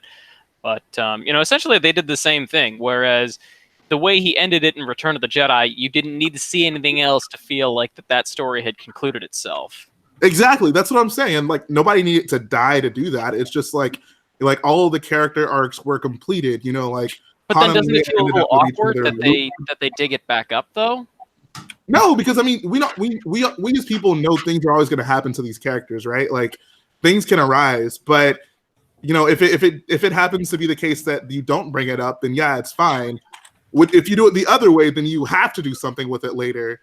If you tie everything up in the beginning, maybe this character faces another conflict down the line, but it's not necessary. We learned everything we needed to know just from the beginning. Well, with the show, one of the main conflicts was Lothal, and they wrapped the Lothal got liberated, and it ties in really well with the original trilogy, and we see that these characters were involved in the Battle of Endor. Hera was there, Rex was there, and then it leaves open I love the Thrawn and Ezra ending. I love that because it leaves the chance that Thrawn is somehow involved in the creation of the First Order, which is perfect. I thought Thrawn was awful in Rebels. I'm with you there. All right, it was nice having you guys on the stream here. So, all right, no, Chris, you should be able to kind of appreciate this a little bit. So, do you recall the campaign from Empire at War, Forces of Corruption with the Zon Consortium? I do, yeah. When Thrawn... in that one, Thrawn did play a little minor part, and I liked his character better in there. And again, it had a lot to do with the totally different voice acting, because in that, Thrawn seemed much more tough and aggressive and kind of in your face. And the Thrawn in Rebels is really kind of soft spoken, and he's just I'm going to study you to death, and death by 1,000 cuts type thing. And again, I think the reason they had to do that was because, like Grievous in Clone Wars, they had to neuter him so that at the end of the day he could keep losing, even though at the end he was supposed to win overall. And he never won. Exactly. It's like they got all of Thrawn correct. Like he was very cerebral. He's going to study his opponents, but they never got to cash in on it.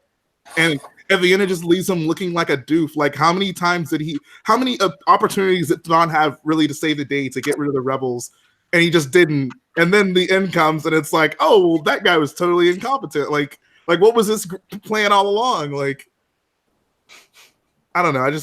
I didn't read the original Thrawn books, but from what I was gathering, he was a lot more of a threat than he was in Rebels. He was much more crafty, because in that case, in the old EU novels, it was post Return of the Jedi, so the Empire had already kind of fallen apart, and then he comes back from the unknown regions and starts trying to put things back together, and so he doesn't have the massive military apparatus of the Empire to call on.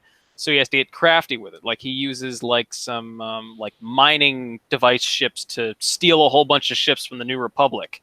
That was really a crafty thing. He even stole those mining ships, right? Those are he stole them from Lando Calrissian. Okay, Thrawn. And then I thought 90% of Rebels was just them stealing supplies and stuff. That's all they did. And it's very character focused as opposed to broad overarching story focused. Yeah, which I could appreciate.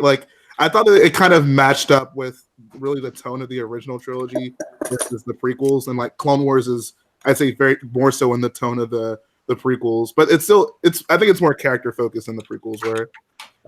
So like I could appreciate like the fact that it was more character driven. I also appreciate the fact that it was linear. The fact that Clone Wars jumped back and forth in time just really irritates me. That's fair. Flashbacks. It confused me as a kid. That's made Rebels nice. Like, especially, I read what's the book that came before Rebels? It's like A New Dawn. A New Dawn, and it's your introduction into Kanan and Terra, and so it really kicks off like the character focusedness of the whole show, and you actually get the origins of those two characters, and then it just makes a more complete picture, especially from their like beginning to Kanan's end in Rebels, right? So that shows some complete character development. But yeah, it's definitely like, you know, you get your sense of a family, and they build the Rebel family where Ezra's like the son, Sabine's the daughter, and mom and dad, right? And then Chopper's the dog kind of thing. And Uncle they Zeb. Don't forget about Uncle Zeb. he's like the older brother, I think. I don't Do know. you guys have Steve issue? Bloom is something else. Like They to always have me, an issue with to me, the Steve Mandalorian. Bloom to I me, wanna Steve talk Bloom about will always be Mandalorian. the stormtrooper who talks to you in Star Wars Empire at War. Hold on, what were you saying, Noah? I was gonna say, do you guys have issue with Mandalorian? Not the show that's coming out, but like I've always had issue, and I never really talked about this, but the fact that like there's a whole planet of Jango Fett's just made me like really sad, and it still makes me sad. And Really? well, like they're not special at all anymore. Like there's a whole planet of them. And So like, to be fair, Jango Fett and Boba were never really special to begin with. In But- fact, Boba kind of went out like a chump. yeah, but he was like people like Boba Fett. Like I think he's cool, even though he did go out like a chump. Like he did find the Millennium Falcon in Episode 5, and he like was responsible for that Cloud City thing. But I mean, I know he hasn't really like done anything impressive besides that. But like, you know that they're supposed to be cool. That's the point of them. But kind of was ruined. I can I see know- your point, but I don't know. It doesn't really bother me too much. Like I know that's also my point. Like Yeah. oh, like he like the mask is obviously very cool, but I mean, he didn't come out with it. Like he comes like there's obviously like a group that it comes from, and I think exploring that was. I mean, obviously, people love it. They love Mandalorians in general. So That's The like work. I'm surprised that it's only me that has a problem with this. Maybe I don't know. I think I have a bigger problem with the fact that people think Boba Fett's so cool. Yeah, I think Jango deserves more respect. Jango Yeah, killed the Jedi. I like them both. I mean, Bobo looks cool, but he doesn't do anything really. He also has the goofiest death scene in all of Star Wars. Yeah. Well, it's not actually a death. Yes. Oh my. Has that See? been confirmed in the new canon yet? No, it's not. See, that's Yeah. the problem. Why can't we just let characters die, guys? Why can we just let go? Like, there would need to be new characters then, and you know how bad they are at making new characters. Come on, they're there you go. wonderful at making new Holdo characters. and What are you Rose are talking amazing. about? I don't like the new characters that much. But Wait, You know what? wait. You just insulted Ray. So, Okay. real quick, I want to ask you guys: how many of you have watched any of Star Wars Resistance? I've watched I two keep episodes. up with it I've watched every episode. Oh, I have Same not. here, except for like the two new ones that came out recently. I'm up to Dude, like the two 16. recent ones are really good. You gotta watch them. It's interesting. Like, I went into it with low expectations, and I think for that reason I was satisfied with it. Like, I knew it was not going to be Clone Wars by any means, and that it was going to be a very character-focused story, which, if you think Rebels is character-focused, double that with this show. But, I don't know. I feel like the looming. I feel like it exists more so to tell the story of the origins of the First Order. Like obviously the characters are important, but and I would. that I really appreciate is when it Rebels does seems more talk like about that. Oh, go ahead. What's that? I was gonna say that I really appreciate when it does talk about the origins of the First Order. It's really slow to do that because over the course of 16 episodes that I watched, like I think on episode 16, the First Order finally stations its troops on the Colossus. Right. So also that guy Commander Pyre, he seems pretty cool because he's voiced by the guy who played Spartacus on the HBO show. I think it was HBO, Spartacus, War of the Damned or something like that. And so yeah, dude's basically a badass. And Yeah, sounds like he's also gold. Yes, he is gold. But I noticed he does not have the same like type of helmet as Phasma, where it's like Yeah, he has the more of a metal standard shell. Yeah, he has like the standard looking helmet. Which I mean, it makes sense because Phasma like custom made her armor. Yeah. I do not like Phasma at all. How do you not like Phasma? Like, Well, first of all, I love Game of Thrones, and she is my least favorite character in Game of Thrones. So, you were the helmet. Really, you're not a fan of her, huh? I love the Sorry. Hound. The Hound is the best character, and as soon as she dishonored him, that was it for her. It was. I But think the best character is Jon Snow. Come on. You should read the Phasma book. It'll give you a whole different perspective on Phasma. It'll seem like a whole different character. Oh, she's absolutely amazing in the book. but like, Yeah. I feel like the movie should make me at least. I don't know. Like, I understand. Wait, why do you not like Phasma? I would like to know She that. like she doesn't do anything. Like she loses to Finn, even as Finn is like a recruit. He's never been in a battle before. That I didn't understand. Well, I mean, that kind of stuff happens a lot there. Like, apparently, training isn't really that important in the new one, but. I don't know. Oh well, okay. I mean, to be fair, she didn't like fight Finn hand to hand. There was a few other things going on. But Yeah. I mean, she's And implied. She also kind of fell through a floor. Yeah. But I mean, she's implied to be the leader of that whole army. Like, we don't meet besides General Hux. We don't really meet anyone else who's like a commanding officer of the First Order. So you kind of have to say that she's like the face of it. And I don't know, it just gives the whole thing a bad taste. I kind of That's wish fair. they made Hux like kind of a more of an older, like seasoned war veteran type. You know, Yeah, he's not. because Yeah, him he's being not- so young, guys- it's like hard to take him seriously sometimes. Guys, people want us to read the chat Let's see. because we haven't read it in like 20 minutes. I feel like we've been engaging in good conversation. But We got a lot of people here. Actually, we've been losing viewers since we stopped reading the chat. I meant like streamers on right now. Oh yeah, true. Sorry, I mean, we're just in like podcast talk mode. I'll put my stream back on. I actually am still building. I don't know why I turned it off. I don't know. Just building I thought building Phasma was fine. Like, she's not really that important of a character. She's just kind of she's just a shiny stormtrooper. So Yeah, that's like what I didn't. And I'm not like a fanboy of the Clone Commanders. I mean, I know a lot of people like Captain love Rex. those. Yeah, people like love them like it's like they're the best Star Wars characters out there. Well, we know the Yeah, best. Star Captain Wars Fordo characters. really got that ball rolling. Yes. I don't like it. I don't know.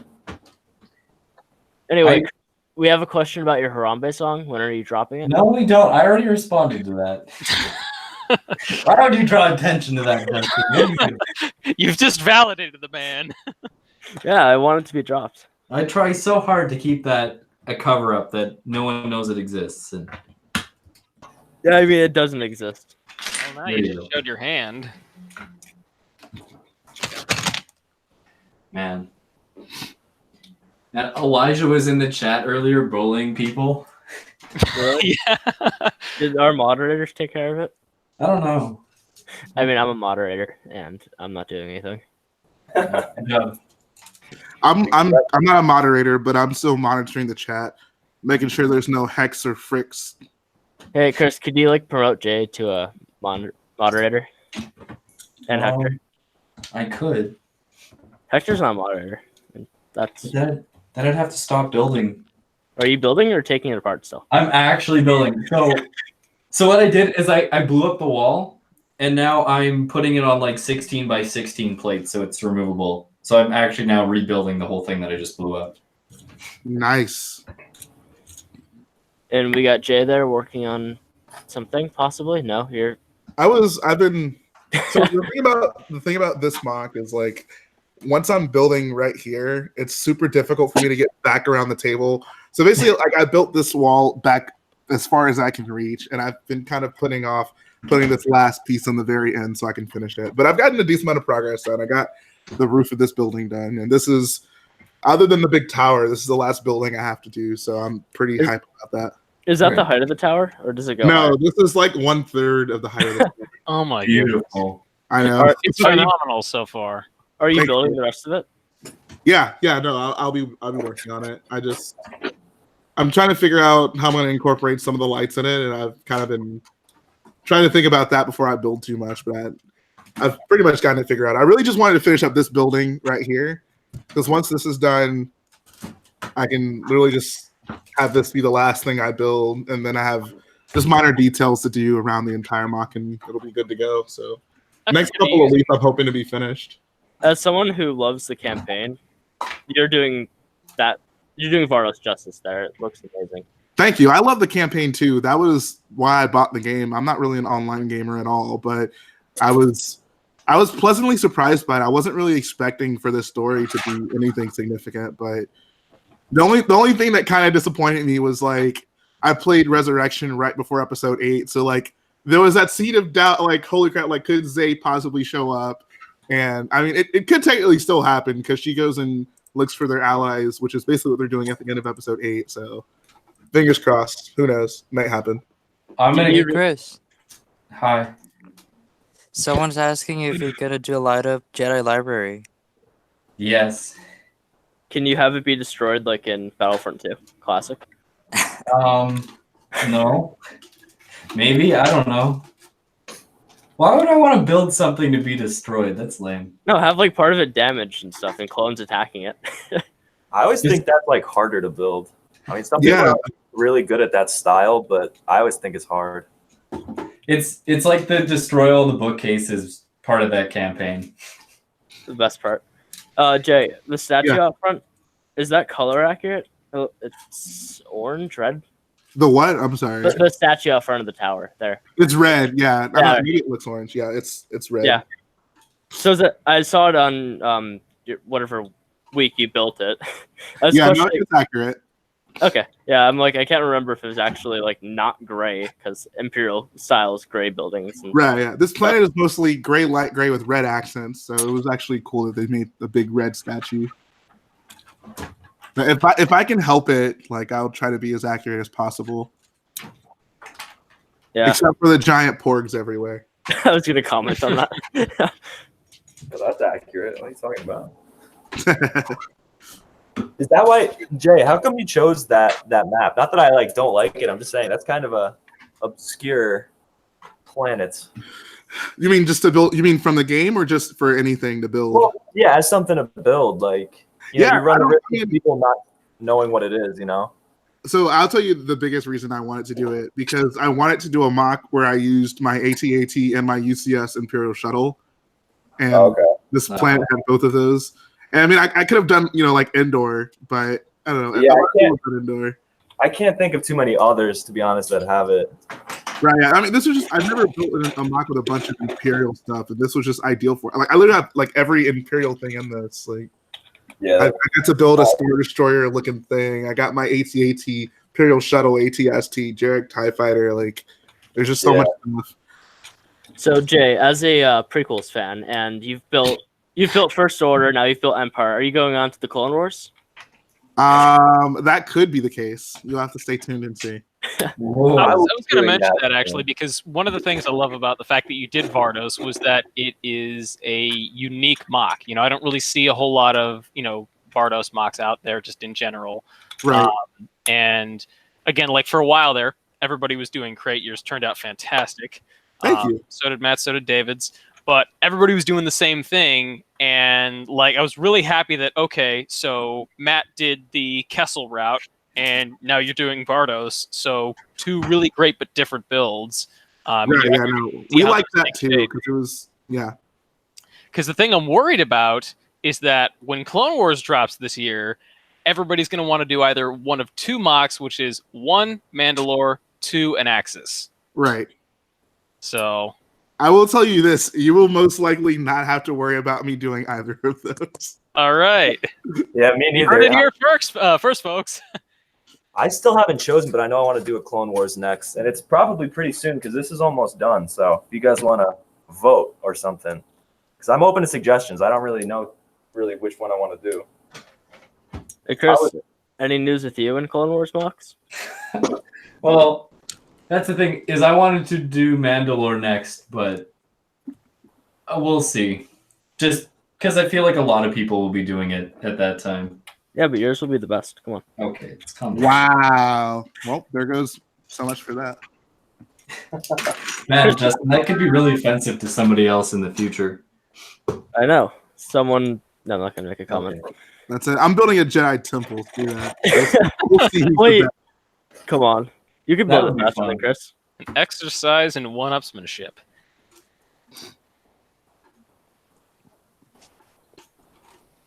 Oy. Maybe I'll go back to Megiddo. That was one of my favorites. That was like my first build, but Ooh, that's still my favorite Clone Wars battle of all time. You There's think about some- returning to it? I mean, it was my favorite, and I can't think of too much. If I did, like, I was considering like Utapau, but to get that like structure down, it's pretty difficult. It's like a crater almost, and like Yeah. You have to, I think you really have to build it kind of like you built Edu, like from yeah, the far up. but all with dark tan, like that's gonna be crazy expensive. Right.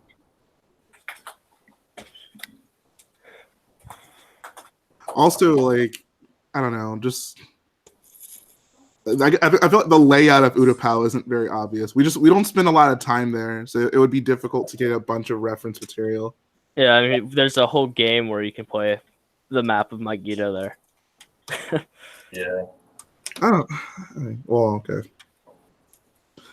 Battlefront 2 Classic. I wouldn't want to be trying to build a mock from Battlefront 2 Classic.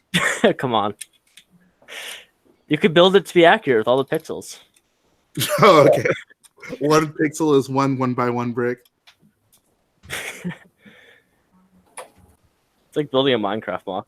Interestingly, the that one spire that's like at the end of the campaign mission on that level on Megiddo is very similar looking to the Vardos Tower. Oh, I haven't played that, but that is interesting. What? You haven't played Battlefront 2 Classic? I played it. I just never played the campaign. Wow. Yeah, I mean, know. it's still all part of the same map. I'm just like using that to reference where it was. It was basically the primary command post for the Separatists. Dude, when I played Battlefront 2 Classic, I never played maps of planets I didn't know. So I basically just played stuff from the movies. I was like, okay, I'll play Hoth, I'll play Geonosis. Like, I've seen these in the movies. Wow. Obviously, like, Megiddo was in the film, but, like, it goes by so fast, I would have never, like, caught on to it as a kid. I liked it because of the UT-AT. I'm a big fan of like all the walkers and like the different, like those types of vehicles, and I'd like never seen that before. Right. I really liked that vehicle. Oh, didn't you, Matt? You did that build with those in it, right? The UT-ATs. Wait, which one are you talking about? Because There was like a mock. It was. I don't know what the thing is. The like Triforce droid. the Octopara Magna Tridroids. Yeah, I didn't do a proper mock with them, but I have one of those the right vehicles here. themselves. Those will probably be coming back to for another round at conventions this year. Okay. Well, I mean, I don't know. I considered it. I mean, you had them set up with the walkers and the. Yeah, I did. I figured that'd be a cool way to set them up because it kind of worked. You know, I had roughly 50-50, CIS and Republic vehicles. Hold on, what you got there, Noah? That's pretty dope. I'll tell you what. It If I had, survived. oh, go ahead. Damn. No, I'm just saying this is the only mock that survived from Megiddo way back in the day. Wow. I loved building this part right here. Yeah, the Lowell sphere.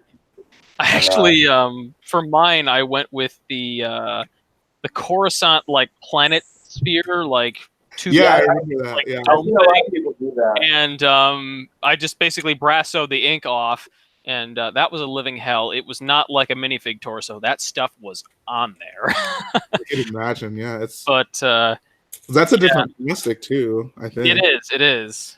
It's more of a rough plastic underneath there. But it turned out looking okay, and I thought to myself, like, okay, I want this to fit in well with regular Lego sets, something that would just, be bought from a store, like the AT-AP, for example. Right.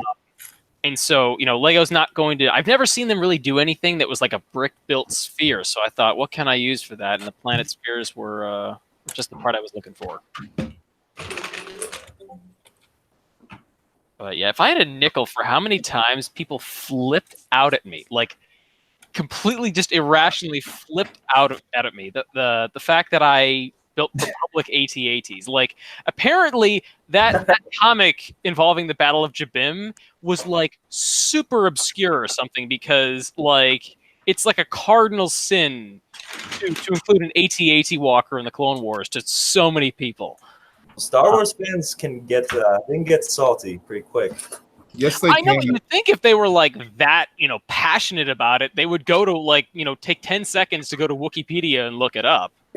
Oh, internet trolls they're quick to respond. Indeed.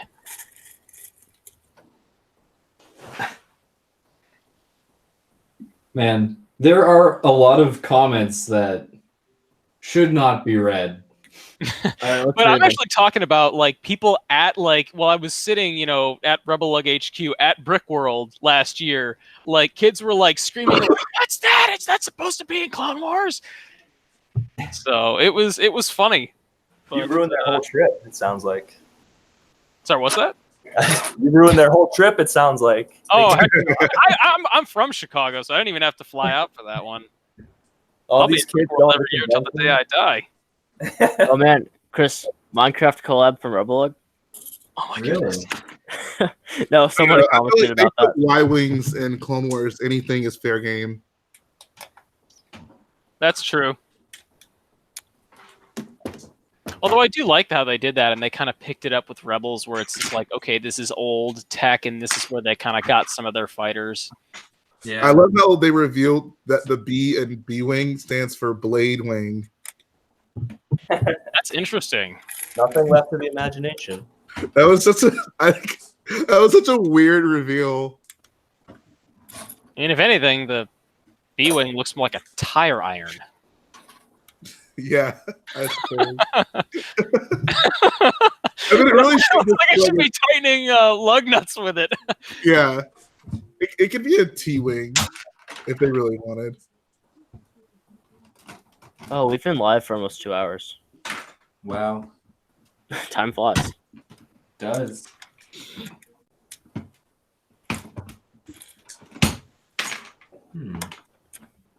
Somebody commented and said, "New separatist shuttle?" ? Custom built one for the Citadel destroyer, Chris. Why are you at me? Because you're building the Jedi Temple and they start off there. That's a fair point. I've actually been wanting to build a custom one. Like, if I want that vehicle and the set, I don't feel does a good enough job, so I would consider building a custom. Well, that's the thing, is like the set could so easily be extended too, right? To make the ones you see in the Clone Wars more often. Right. I just still feel like it generally isn't big enough. Like it should be a bit bigger for what it is. Yeah. I felt they did a really good job in the Clone Wars with that, because you see in season 6 that there's like your upgraded version of the shuttle, and it's the one that Tup gets gets rescued from. Right, yeah. It's like the upgraded.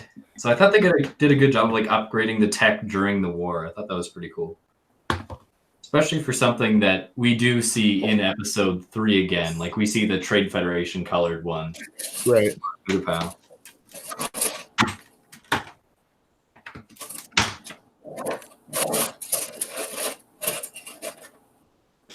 Do you guys think that the Clone Wars is gonna make like an actual big comeback, especially on YouTube? Do you guys think that it'll actually be a thing, or will it just kind of be the same way that Resistance is, where it's just Well, it's It'll definitely be exclusive. bigger than Resistance. It's exclusive to Disney Plus, but it depends on the timing. Because if it's right around episode 9 and there's something, big from episode 9, then it's probably gonna be overshadowed by yeah. that. I almost kind of wish they weren't going straight to, you know, what the planned like season 7 episodes were, because what would be really cool is, again, because it's going to be on a streaming service, and you know that's a subscription model, so they're guaranteed a certain amount of income, and that way they could start, you know, doing shows like The Mandalorian, which are on a Game of Thrones type budget. If they did that with this show too, because they're talking about all kinds of shows right now for Star Wars, then they could actually give Clone Wars its budget back, and instead of doing like 20 episodes a season, they could do 10, kind of like how Game of Thrones did, and you know, generate massive hype for each one. You really think there's going to be more than one season? Oh no, I don't think so. I wish that's what they did, but I mean, that's what I would have done if I were in charge. You know, the thing is a cash cow. It's just, you know, it had a big. No, last time they tried it, it lost a lot of money. Did Clone Wars ever make money? That's a serious question. I'm not even trying to be mean. I don't know. I would have to say it made Lego money. That's for damn sure. Because like pretty much everybody sitting here right now was a Clone Wars kid. Except for yourself, we get it. No, Jay's like a closet Clone Wars boy. I'm very honest about it. Like the Clone Wars would make me stop collecting Lego. What? I mean, it was for a dumb reason. Like in hindsight, like I shouldn't have done it. But for me, it just the figures just looked weird, and to me it didn't feel like real Star Wars. Like it didn't mesh with every other thing I had been collecting up to that point. Like everything was very stylized, so it just, I don't know. It was disappointing. I'll give you that bit about like, I was very hyped leading up to it. Like I was like, oh cool, like they're finally gonna get a New Republic gunship set, and like I went to Toys R Us at midnight. I was so hyped, and then just having it didn't. Maybe there was nothing that really could have like satisfied the amount of hype I had for it, so that I inevitably was setting myself up for disappointment. But I don't know. It just dude, that first gunship, you can't beat that with Jedi Bob. The first gunship. My brother getting that. That was only said down. The most recent gunship, 2 thumbs up. In retrospect, I do think it was kind of, you know, partially the community that really drove Clone Wars, because, again, there was just, you know, again, for all the flaws of that Clone Trooper minifigure, which I actually agree with you on pretty much every point you make there, Jay. Thank you. I was pretty hyped when I realized that, okay, so Battlefront 2 was doing, you know, movie style, you know, clones for everything. Right. And I had hoped they would, you know, bring back all of the looks and update them, you know, for the movie style appearances. And that's kind of what they're doing. Yes. We missed out on, you know, some of the commanders, but that's what inspired me to place that original ridiculous commission order with AV figures that basically put him on the map. Oh, okay. Because he never would have thought of that, you know, doing the Lego P2 helmets, the updated one, had I not put that in. That's weird, because it just seems like such a given. Like I don't know.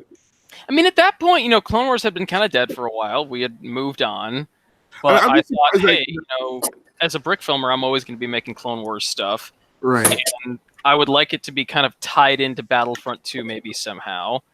So, hey, man, can you do this? And he's like, sure, I'll make a template for it, and the rest is history. You know, I'm so glad that he's doing well. Right. I mean, I just feel like I find it ridiculous that we're this far along and Clone Army Custom still has that imitation P2 helmet. Like, it's just, oh my goodness, Cringe. Tyler is very slow to update things, but I believe he has something in the works for that. like, does he just like have a surplus of those and he's just trying to get? It's like it's the angry clone face of Clone Army Customs. He just needs to get through all of them. I think he's going by the old adage: if it ain't broke, don't fix it. CA It's very broken. I mean, his sales probably speak for themselves. I mean, that's how he makes his living. Right. There's actually a lot of money to be made in that if you put in the effort. Like the guy who did Brick Arms, he's driving around in a Tesla right now. Wow. Okay. Well, I mean, hey, I guess who am I to tell him to change his life around? He's clearly doing well. For selfish reasons, I wish they did P2 helmets like the Lego version. Yeah. You almost wonder if he's being safe for like, you know, not trying to exactly imitate Lego with those. You'd wonder. He did actually. He's doing full 360-degree printing on his figures now, and that was really interesting to see because I had wondered, okay, what's going to happen when AV gets his hands on a UV printer eventually? What's going to happen when he starts printing figs? Because then he's going to go nuts. I just know he is. And is that going to start cutting into Tyler's business at all and force him to update things? Well, it looks like we might be seeing that, which is really cool. And that's why I love competition. Honestly, the thing that I want the most, like in terms of custom figures, is just Rey with dual molded arms. Like, I would literally give anything right now for that. Like, if it meant that we wouldn't get like a UCS Star Destroyer this year, I would take the Rey dual molded arms. Like, that's how important that is to me. Jay, so are you a sequels fan? Yeah. Rey fan? Yeah. All right, I love you. I'll have you know that I don't have a single sequel set or minifigure at all. That is true. Really? That is sad. I'll stand by it too. You want to hear some sequel hot takes? Let's do it. Yeah. All right. Kylo Ren is the best villain we've ever gotten in Star Wars. All right, we're done. We're done here. In the movies, maybe, yeah. I can see that. Debatable. See where episode 9 takes us. Yeah, in the films, yeah, absolutely. Because there's no good villains in the films. Do you fear Kylo Ren as a villain? He hasn't. Well, I mean, he could lash out on you and like kill you. So, but yeah, absolutely. He hasn't even lash out. I'd hate to be that control panel on Force Awakens. Let me tell you that. I don't know. I would hate. Oh, okay. I feel like he couldn't legitimately do anything if he got really mad at someone who was like strong. Like he could beat up a bunch of stormtroopers probably, but okay. With that same logic, what is the most impressive kill that Vader ever got? The Emperor, when he was shocking him. I didn't really find that impressive, but what about the entire scene in Rogue One? The Jedi Order was. You got all the EU stuff to draw on too, and no, I'm talking that's not exactly about fair. the actual Darth Vader, not Hayden Christensen. Oh, why? That's still Vader. No, I'm talking about like in the vacuum of the original trilogy, like who we was knew the that most kill that he got. In the original, I say that because it's not. I mean, there could still be another trilogy where we see more of Kylo and see him kill more people. Like, I'm just saying, like for Vader as intended initially, what was the most impressive kill we saw? Well, I mean, the thing is, initially we knew that he did that. We knew that it was his doing of destroying the Jedi Order. We didn't have to see it. Like they could tell me what Kylo's done in the past, and they told me that they told you he basically did the same thing. He killed all the other Jedi that Luke was training. See, he killed some students, probably a dozen students, and but he was also a student. Exactly. I would say that Rogue One is really what really helped out Vader in that department, because honestly, he doesn't really draw his lightsaber on anyone who's not also wielding a lightsaber at any other time on the big screen. Which is how it should be, because he doesn't have to. He's Darth Vader. But I like that though, because like it really sells the fact, this idea that Vader is no longer just a man. He is a monster and someone to be feared. Because I mean, you watch that enough time, you really start to put yourself in the shoes of some of those rebels. There's nowhere to go. I don't know. I'm much more scared of the fact that Vader can choke me through a screen than the lightsaber. Like the lightsaber, I know, like if I'm done, like I have no shot against that. But the fact that like I can be talking to him through a screen and he can just choke me out, like that's a lot more threatening, I feel. But like, what is threatening about Kylo? I don't understand. He's unhinged. Like you can't tell me that you weren't impressed by his opening sequence in The Force Awakens. Like that's like I feel like that's on par and probably more impressive than the opening we get with Vader. Like when Vader walks into the Tantive 4, like the stormtroopers do most of the work, but Kylo runs out. He freaking stops a blaster bolt in midair, which is unlike anything we had ever seen before. And he uses his force stasis on both Poe and Rey later in the film. I think once again, the youth of the actors is not helping the cause there, because it's hard to not look at him as just like a kid with teenage angst. The actor's like 30. I feel like that's part of what makes him scary. He's unhinged. Like It's But, the like, same thing with like Anakin in the prequels, right? Like, But I think at the same time, what works against that is just kind of the general, human knowledge that, yes, kids are impulsive, but that can, just as often lead them to do stupid things as it is, scary things. Things that could but compromise. that's the dark side in a nutshell, right? Like every person that we see on the dark side, really, if they were a little bit smarter, probably could have lived longer. Like Palpatine was drastically overconfident, which resulted in him getting thrown off a balcony. Like I'd say Dooku's probably down that same lane. Darth Maul, absolutely. And so I mean, I feel like dark side users haven't exactly been known for like their intelligence when it comes to combat. Like they all end up going just from not really thinking too deeply about what's happening around them.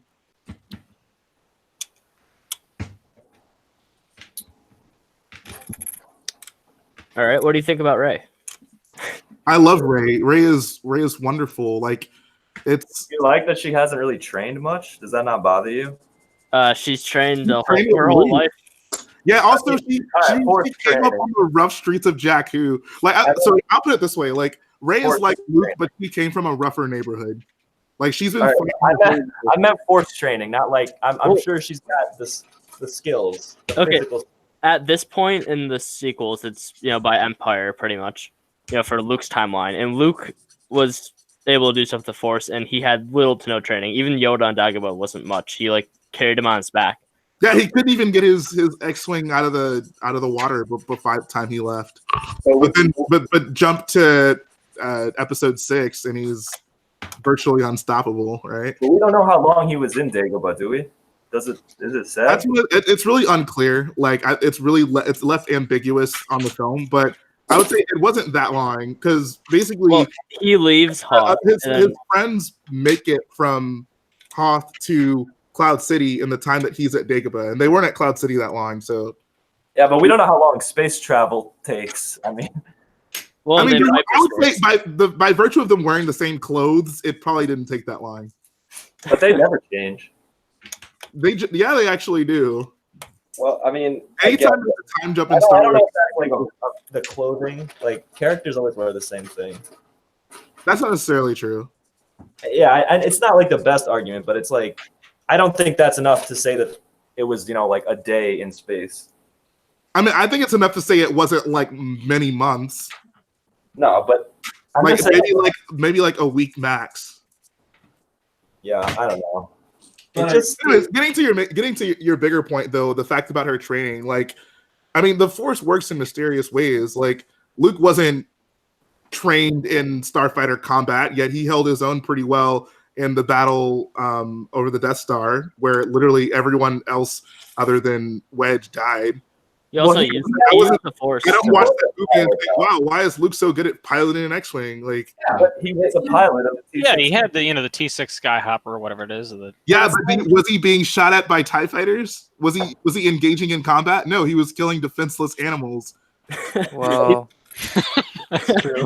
So basically, my point is that Oh, maybe that explains some of the episode 8 stuff. That's like a early sign of being a psychopath. yeah, right. No, like Killing small animals. that logic though, like Rey was also like piloting on Jakku. She was also fighting on Jakku. Like Rey was not privileged. She was doing stuff before we meet her in those films. Like she could hold her own pretty well in terms of combat. But I mean, like, she should have absolutely no force skill when we see her as soon as episode 7 starts. There should be none at I mean, all. she doesn't have any force skill at the beginning of the movie. She doesn't even know about the force until Maz tells her to close her eyes and reach out to the force. And that's literally exactly what she does at the end of the film. The same way that, I mean, Luke had no force knowledge when he was in the X-Wing, but he just listened to Obi-Wan and he said, close your eyes, tap in with the force, and that's what helped him achieve his goal. It's funny how these things seem to, like, they kind of replay themselves. It's like poetry, it rhymes. Oh boy. Can we take a second to thank Brick Hunter in the chat for the awesome donation? Thanks so much. Thank you, Brick Hunter. You have contributed to a worthy cause. The Getting Chris to Brickworld Fund. Yes. Right. So we should be up to like $30 by now, right? That ain't bad. Chris, that covers your point tickets, right? Chris, that's like 2 battle packs. 2 Inferno That Squad. covers your brickheads Considering you from should hopefully have Walmart. some other source of income to supplement that. Nah, it's all in on this YouTube thing. God, these super chats will determine if Chris eats or not. Do you want to see Chris hungry? I don't. Hey Chris, that should cover your brickheads. Oh boy. F. Jay, you never told me you were like this awesome of a guy. Defending Ray like this on stream. Dude, Ray is wonderful. She's charming. Ray's trash.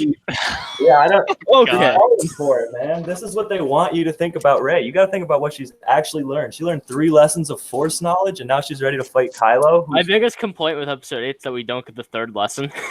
Yeah, I know, right? I wish we got that 3rd lesson. Yeah, Like, it so could have how could she beat Kylo then? because She didn't Kylo. beat Kylo. Okay, Kylo was already Kylo. Kylo was injured. First of all, he got shot by Chewbacca's bowcaster. But He was He not was emotionally trying to kill stable. her. He was not trying. He was trying to recruit her. That's like being mad that Vader didn't kill Luke in Empire. Like Vader could have easily killed Luke, but he ended up escaping because he wanted to recruit him. So And on top of that, Kylo wasn't emotionally stable. He just killed his dad, which split his soul in half. But we're talking about someone with no Force training versus someone who's a student of the greatest Jedi. Yeah, but she still has like hand-to-hand combat training. exactly, like the Force isn't all about learning how to use a lightsaber. In No, fact, Yoda never even trained Luke with the lightsaber. But I'm saying the Force should it helps with combat. You can't deny that. It's like it's. Well, yeah, supposed but He uses it. That's literally why she was able to do as well as she did. She Like, reached out to the Kylo- Force and defeated Kylo in the end. But that's why we see without the Force, Grievous was nothing, even though he had the combat skills. No, Right. that's not. Grievous wasn't nothing without the Force. The fact that he had been collecting lightsabers from Jedi at least implies he could hold his own against something. George Lucas kind of ruined that by killing him off, but I mean, it is what it is. Man, shout to Brick Builder Studios in the chat who donated $5 to keep Chris in Canada. What? Is that fun He for didn't the watch you there. That is Jedi Temple funds. I think we could use it to like build a wall to keep the Canadians out. Live with one eye open, Lee. That's all I'm gonna say. They'll come to the GTA server tomorrow. But yeah, honestly, like to your point, Noah, like if Kylo Ren really wanted to kill Rey, I think he could have. It was more of just him just defending himself long enough to where he could convince her to join his side. Like that fight wasn't let me obliterate Rey right in front of me. He's like, no, like he's like, you're untrained, like let me teach you. But like at some point though, he realized he was getting smacked around, and he like didn't kick it up a notch. He decided to still lose. Again, I mean, at that point, they got split apart by the rocks. Like, I think it was earlier than that. I don't think she was doing. I mean, I'm not the only one who. I can't be the only one who thinks this way. I know that people think this. I agree with Noah. I disagree with Noah heavily. I mean, I agree with Noah, but I don't really care that much. Chris, we need your vote. well, You know what? I think Jay makes a lot of excellent points, especially about the flying and everything. And I think it all really applies to Anakin in Episode 1 when he blows up the Trade Federation battleship, right? yeah, exactly. Like, my biggest issue with these arguments is I feel like people make a lot of arguments against the sequels, but they're not also willing to accept those same flaws in literally every other facet of Star Wars. Like, a lot of the stuff in the sequels isn't new. Like, it's stuff that we've seen in some form or fashion in Star Wars before. It's just, because it's in the sequels, it's a problem now. Like, Yeah. Well, it's just people wanting to hate. Yeah. Find some reason to hate on the new movies, to hate on Disney buying Star Wars. I'm glad Disney bought Star Wars, and I certainly didn't hate The Last Jedi. Like, I told my biggest and really, like, I can accept that Rey is like supernaturally good at the Force for no reason, I guess, because there have been prodigies Anakin in the past. Skywalker, Luke Skywalker. Yeah, I know. There's been prodigies in the past. Yeah, I just don't personally like it. But I mean, there are certain why is she not allowed to be powerful, but Anakin and Luke can be powerful? Well, I feel like I both of think them have a episode lot 9 more will answer training. a lot of those Also, like, questions. why can Obi-Wan be powerful? Obi-Wan killed Darth Maul as a Padawan. Like, But they were formally trained. I just feel like she had no formal training. And I feel like the Force should matter a lot more than I feel like some of the best training is like informal training when she's unless we're talking about the Force here, but when she's training to fend for herself on Jakku, which is the big part of the fight against like, Kylo. you act like she was doing nothing. Like you act like she was sitting around sipping Jawa juice on Jakku. Like she was fighting for her life. Like I feel like you have like I don't understand that you also like Kylo. Like I feel like one of them something has to be wrong with one of them because there's no way they should be able to interact the way they do. Okay, so I think for me the movies are so much more than who can beat the other person in a fight.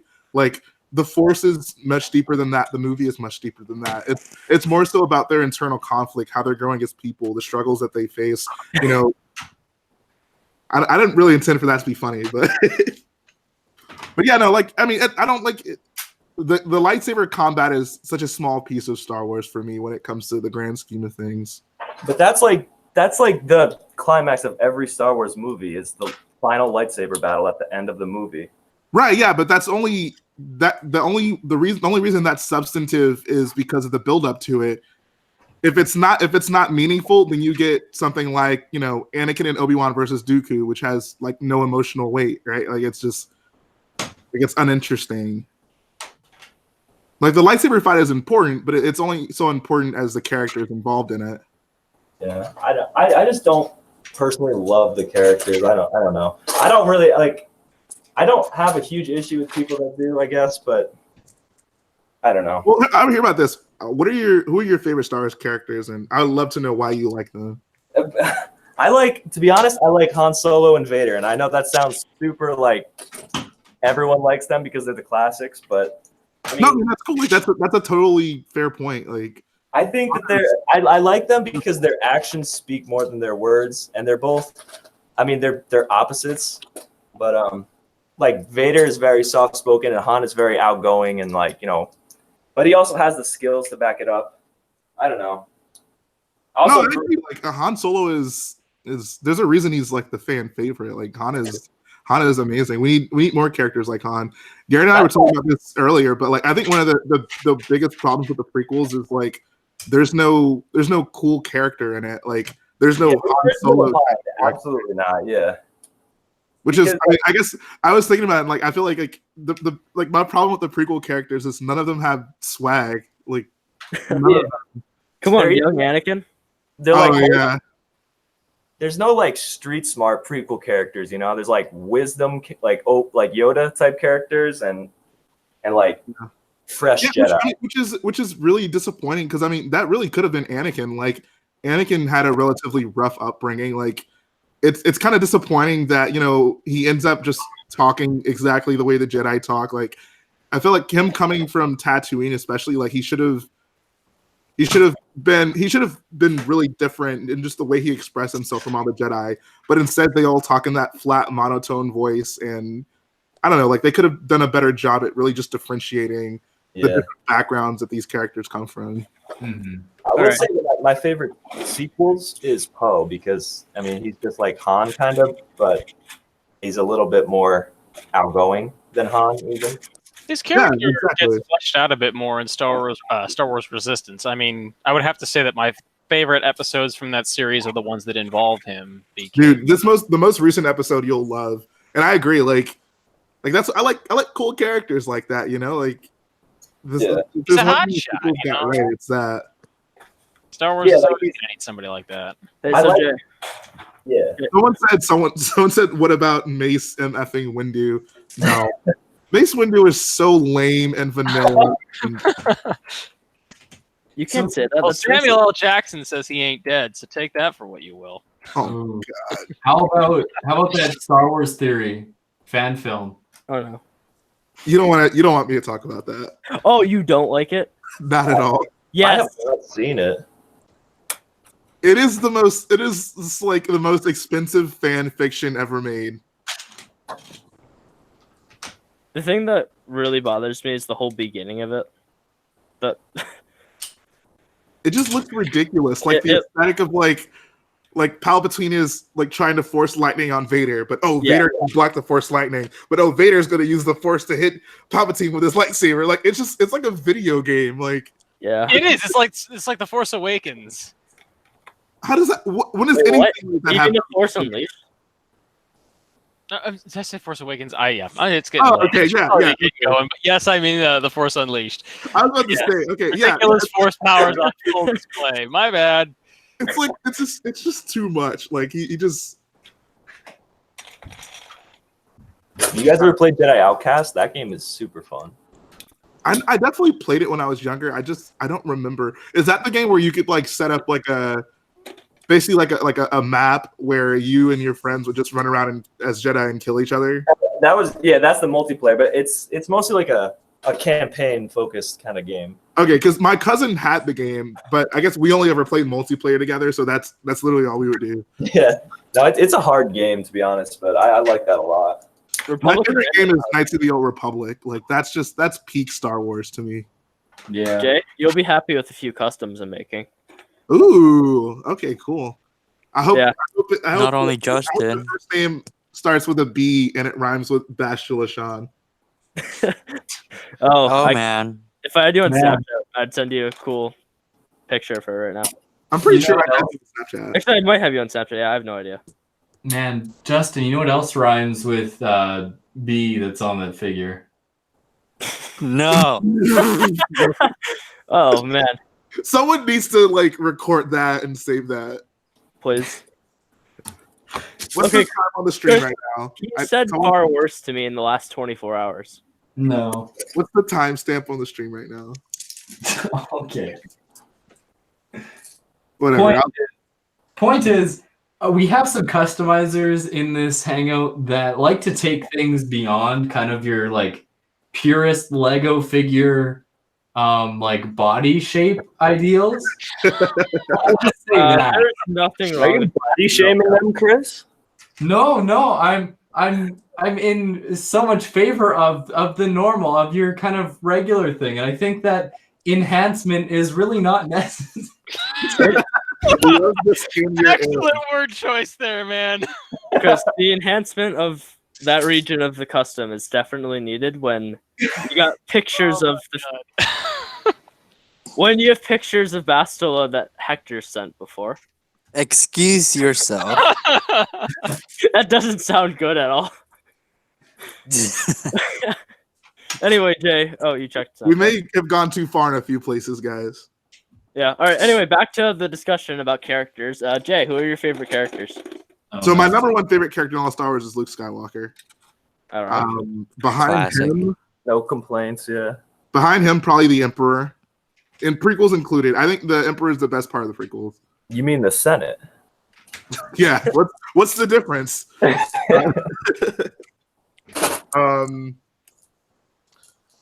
I don't know. Rey is up there for me. She might be number 3. The last movie will ultimately determine it, but like, I don't know. I like where we're going. The sequels are pretty good at characterization. So Will you be happy if they end up in a relationship, Jay? Oh, I will.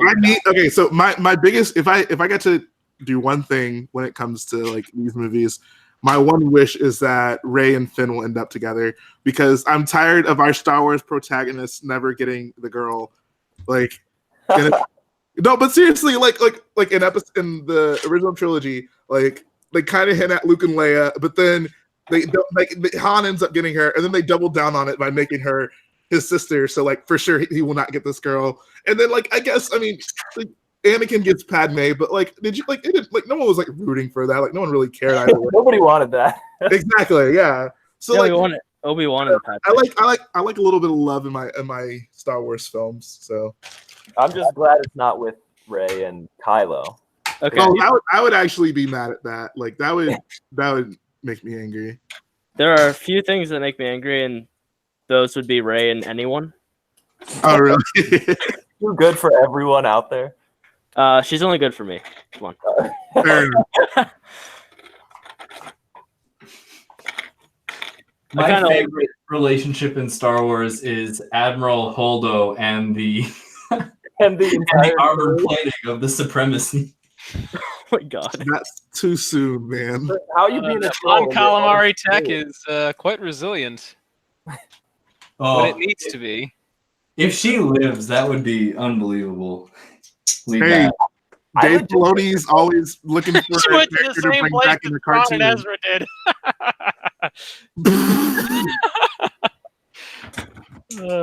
Yeah. Yeah, Oh, all man. I'm saying is Dave Filoni's always looking for characters to bring back. That's all I know.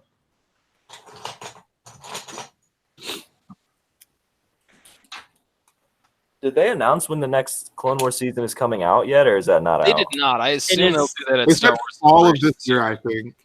Okay. So something to point out, we're having like Triple Force Friday, and those products are for the EA game, Episode 9, and The Mandalorian. So we're not getting anything for the Clone Wars from that, which means either they're not doing products for it right then and there, or we're not getting it in 2019. Well, I thought that was funny. Like, I don't know. It seems like we're getting a lot this year, to be honest. But if they did that also, that'd be Actually, it could be they could do something and like release a trailer at Celebration that comes out during the summer, so it wouldn't make sense for Force Friday. Or actually, would it make more sense? that would actually be pretty cool if they surprise us and drop the episodes early. That would be But yeah, awesome. but like with all the stuff they're announcing, like I hope it just doesn't all come at once. Like things needs time to breathe. Yeah. I think one of the biggest reasons Solo didn't do well at the box office was just having it so close to The Last Jedi. Like,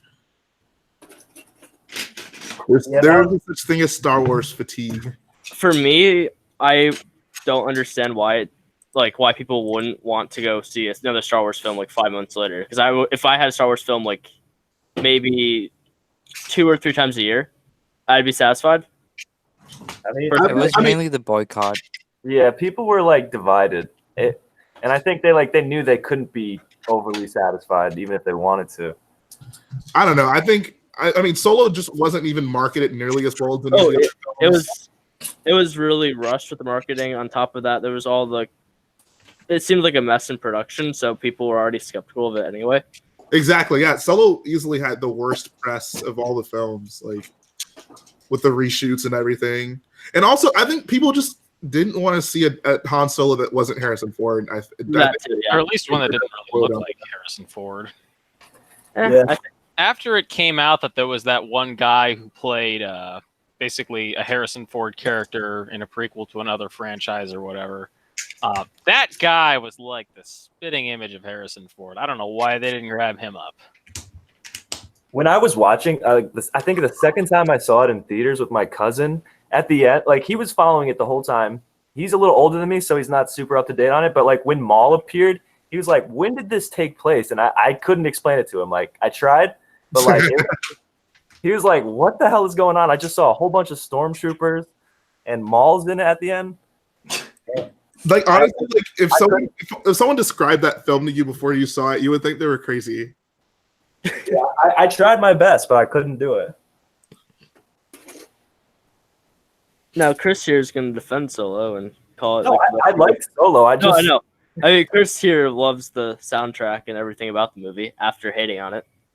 Oh, that is fair. I hadn't really seen it, and then I watched it when it came on Netflix again, and it was like so good. And I started really loving the score actually, so that kind of added to my love of it. But you know, I thought it was good, but the first time I watched it, I didn't really appreciate Maul. I was like, why? And then later on, as a Star Wars fan, I was happy because they did like the ultimate Maul collab, right? Where you had Ray Park acting and what's his name doing the voicing, right? Sam Witwer. Yeah, so you had like the ideal Maul, right? But then, yeah, it's weird because if you haven't seen the Clone Wars, then you're like, why? And if you've seen Rebels, you know he dies before Episode 4, right? So it's in that nice 20-year gap in between 3 and 4. So you just It was just too forced to me. Like it was like, oh, like people are upset about The Last Jedi. Let's show them that we care about the prequels. Oh, put Darth Maul in it. That's new and original. Well, Darth Maul ties into the Crime Syndicate stuff with the Clone Wars. Yeah. I mean, it doesn't. I'm not saying it's illogical. I'm just saying it's overdone. I've seen Darth Maul have a surprise show up too many times. Like I've seen enough. He's a meme now. Yeah. That's why I don't know if you guys saw, but when me and Garrett did the crate mock, we put Darth Maul in like a random cave in there, like talking to a hologram because we're like, why would he not be on crate? Of course, like Darth Maul's everywhere. Yeah. All right. With that, gentlemen, I will bid you adieu for the night. You guys take it easy. All right, see you, man. All right. Adios, guys. God bless. See you, Matt.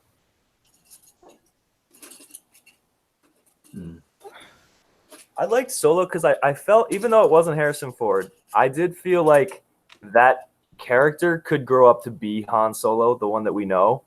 And like I that was, agree. yeah, the biggest issue I have with the prequels is that there's no way that like whiny Anakin would grow up to be the cool and collected Vader. Like I just didn't Yeah. buy it. That was my biggest issue. Watch the Clone Wars. I I've don't seen know. the Clone Wars, but I don't think that changes it. Yeah, so that's my biggest problem. People use the Clone Wars to like justify the prequels. Like, Yeah. no, like stop. Let George Lucas sit in his mess. Stop letting Dave Filoni save George Lucas. Because Dave Filoni is amazing. No, Full-time. he's not. Dave Filoni is average. My favorite part about the Clone Wars is like every time a Jedi leaves the room with Palpatine, we just see Palpatine like fondling his lightsaber, like secretly, like, yeah, I'm evil, but you guys have no idea. It's like, what is he doing? That sounded Sure, better. that's his lightsaber? Okay. Anyways, So Noah, I don't know if you shared your top 3 favorite characters from Star Wars, but do you want to? I did 2 of them. I said Han and Vader. Yeah. I mean, third one, I guess. I'm trying to continue that conversation. Yeah, that's actually hard. I don't. There's so So- many good characters in Star Wars. Like I like Obi-Wan. I'll say Obi-Wan. There we go. prequel Obi-Wan or Old Ben. I'll say all Obi-Wan because I think that like I said, I think he goes from the I can believe his transition from the prequels to the episode 4. Yeah. So we want to hear. Here's a hot take. Episode 2 Obi-Wan is the worst character in all of Star Wars, in my opinion. Young Anakin exists. But what? No, episode 2 Obi-Wan is way worse than young Anakin. Young Anakin is at least like he's a little like twerpy kid, and you can like he does things that a little twerpy kid would do. Wait, you can't insult Jesus though. okay. I know I'm being blasphemous. I don't know. When Yeah, Qui-Gon sure. didn't sense anything, and then they got attacked. Doctor, your top 3 favorite Star Wars characters. Does Legends count? No, only real characters. Okay. All right, we'll consider the Old Republic real though, because it hasn't been disproven yet. Exactly. See? That's true. Canon until proven wrong. All right, so who are they? Darth Revan I'm cool with that. and I really liked, I guess, Anakin and Darth Vader as a whole.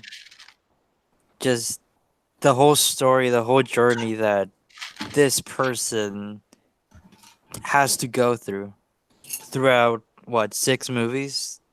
7 movies. And the Clone Wars. And Rebels. And then I would probably say that Ahsoka Tano. Of course. That is a unique list, I will say. That is a unique list. I would never have seen that coming. I don't know. I'm probably biased. I met Ashley Angstein. I'm sorry. Oh, okay. I like Ahsoka. Fair enough. My list is kind of hard because, like, I have 3 characters that I absolutely love, but then I have 2 other ones. I'd have, I guess, a top 5, and I don't really know if I would switch out the third with like 4 and 5. But obviously, my favorite character is Rey. I'm down with that. Then we got Han Solo because he's Han Solo, and the UCS Falcon may have persuaded me, and reading Han Solo's story. My favorite character is the UCS Falcon. Yeah. Good choice. And then we got Obi-Wan, Iden, and Ahsoka, all like kind of 3. Iden? Yes, Iden. Commander Versio. Okay. Iden Versio. Iden Versio is big. I know. I just haven't played the game, so I don't know much about her character. Or maybe I haven't finished the book. How did you feel when she died in Resurrection? Sad. Jay. F in the chat for anyone who hasn't played that. Dude, that thing's been out for over a year. Come on. Yeah. Yeah, I If know. you haven't played it by now, you really didn't want to. There's also like gonna be some triggered kid who hasn't played it yet, and it's gonna like get mad at you. Did you just miss Hector saying he wants I to like know. better character? And also Hector, yeah. I mean, Sad. she had to die at some point, right? Like, Okay, that's like when Chris mentioned that Revan died. And it's like, yeah, Revan's also from like thousands of years before the prequels. wait, Revan's not still alive right now? Well, There's no chance I'll see him in episode 9? Chris, how dare you ruin that surprise for I'm me? sorry. I mean, he was in the Clone Wars almost, so Almost. Dave Filoni didn't have the balls to do it. See, that's why Dave Filoni's bad. He didn't bring Revan into canon. but you He see, tried. he brought one of my favorite 3 characters into canon there. I Wait, really like Darth Bane. Chris, you don't have favorites. I would say Darth Bane and Darth Plagueis are like somewhere in my top list. I really like both their characters. Or how about light side, like actual cool people? Chris, Wait, I'm just curious. Where did you learn about Darth Plagueis? I was just gonna say that, Jay. I was like, there's no way he should know about Darth Plagueis. Yeah. Well, I read the book. I've read it like 2 or 3 times now. I really like What it. book is he in? The He's Darth in Plagueis book? Plagueis novel. Oh, I was saying it more as a meme. Like, the Jedi would never teach you about Darth Plagueis, sir. You should not know this unless you're a Sith. I don't know. I like all the different books about Sith. I really like the whole Darth Bane trilogy. It's like my absolute favorite. I love those books so much because it really, I mean, it deals with like some of the philosophy stuff in Star Wars, like your light and your dark side stuff. And it dives deeply into things. And then as well, it sets up for Palpatine's plot for 1 through 6. Both of the books kind of do, right? Because the rule of 2, and then like a bunch of years later, you get Plagueis is like the continuation, and then Palpatine. So I don't dare say that those 3 are my 3 favorites, because then I'd just be an evil person. But definitely those guys are my all the top. evil. Your top favorite character is Rey, though. So No, I don't even really. I'm not a huge Rey fan at all. I mean, she's a character and she's okay, but you had to be careful with your words there. I know, I made a mistake. I didn't actually know who I was talking to, and then I got attacked. Yeah. You don't want to be in the Battlefront game after the stream with Justin, who's mad at you. oh boy. Oh no. As far as I'm concerned, with the legends no longer being a thing, Plagueis wasn't actually real. I'm pretty sure Palpatine lied to Anakin. Maybe. Palpatine's actually the first Sith.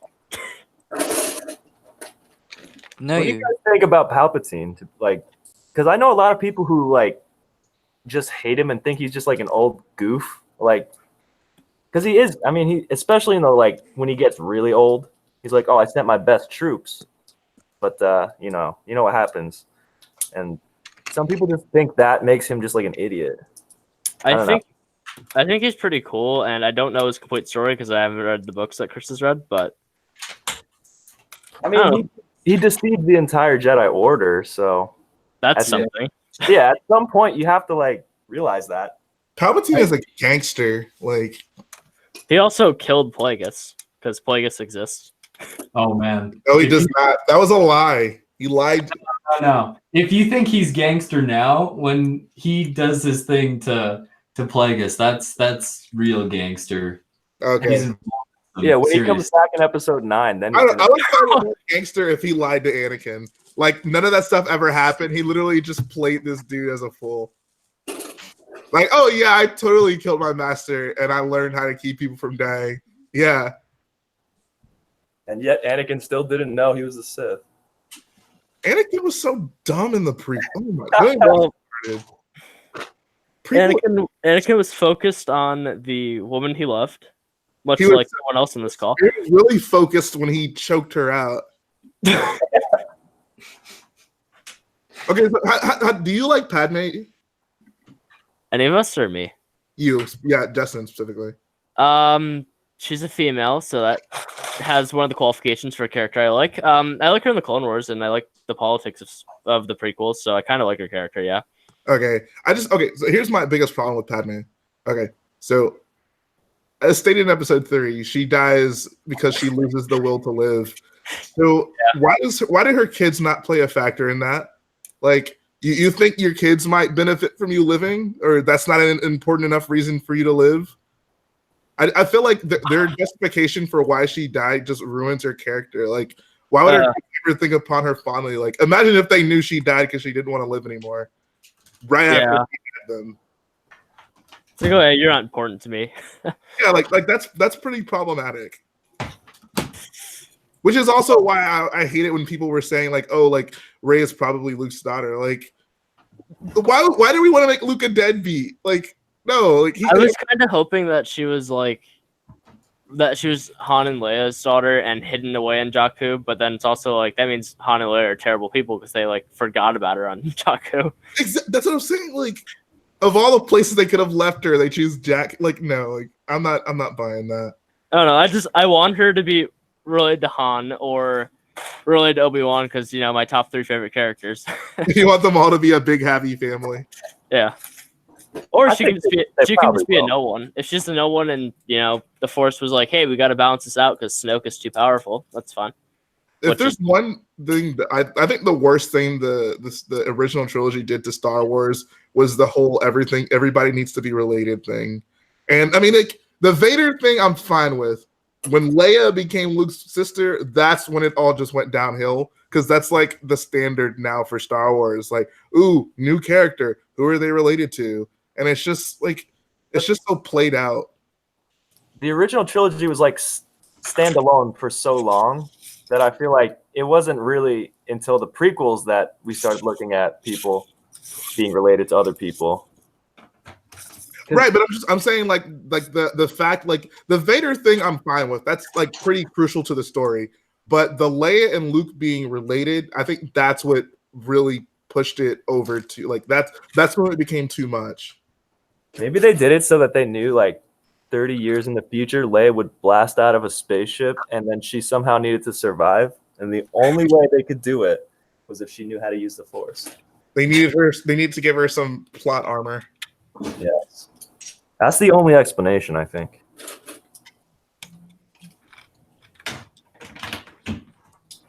All right, I should probably like study because I do have a test in like 8 hours. So yeah, but who needs to study for tests?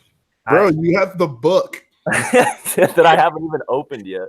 Oh, What? Like use like equation whatever, and I don't even know where it is.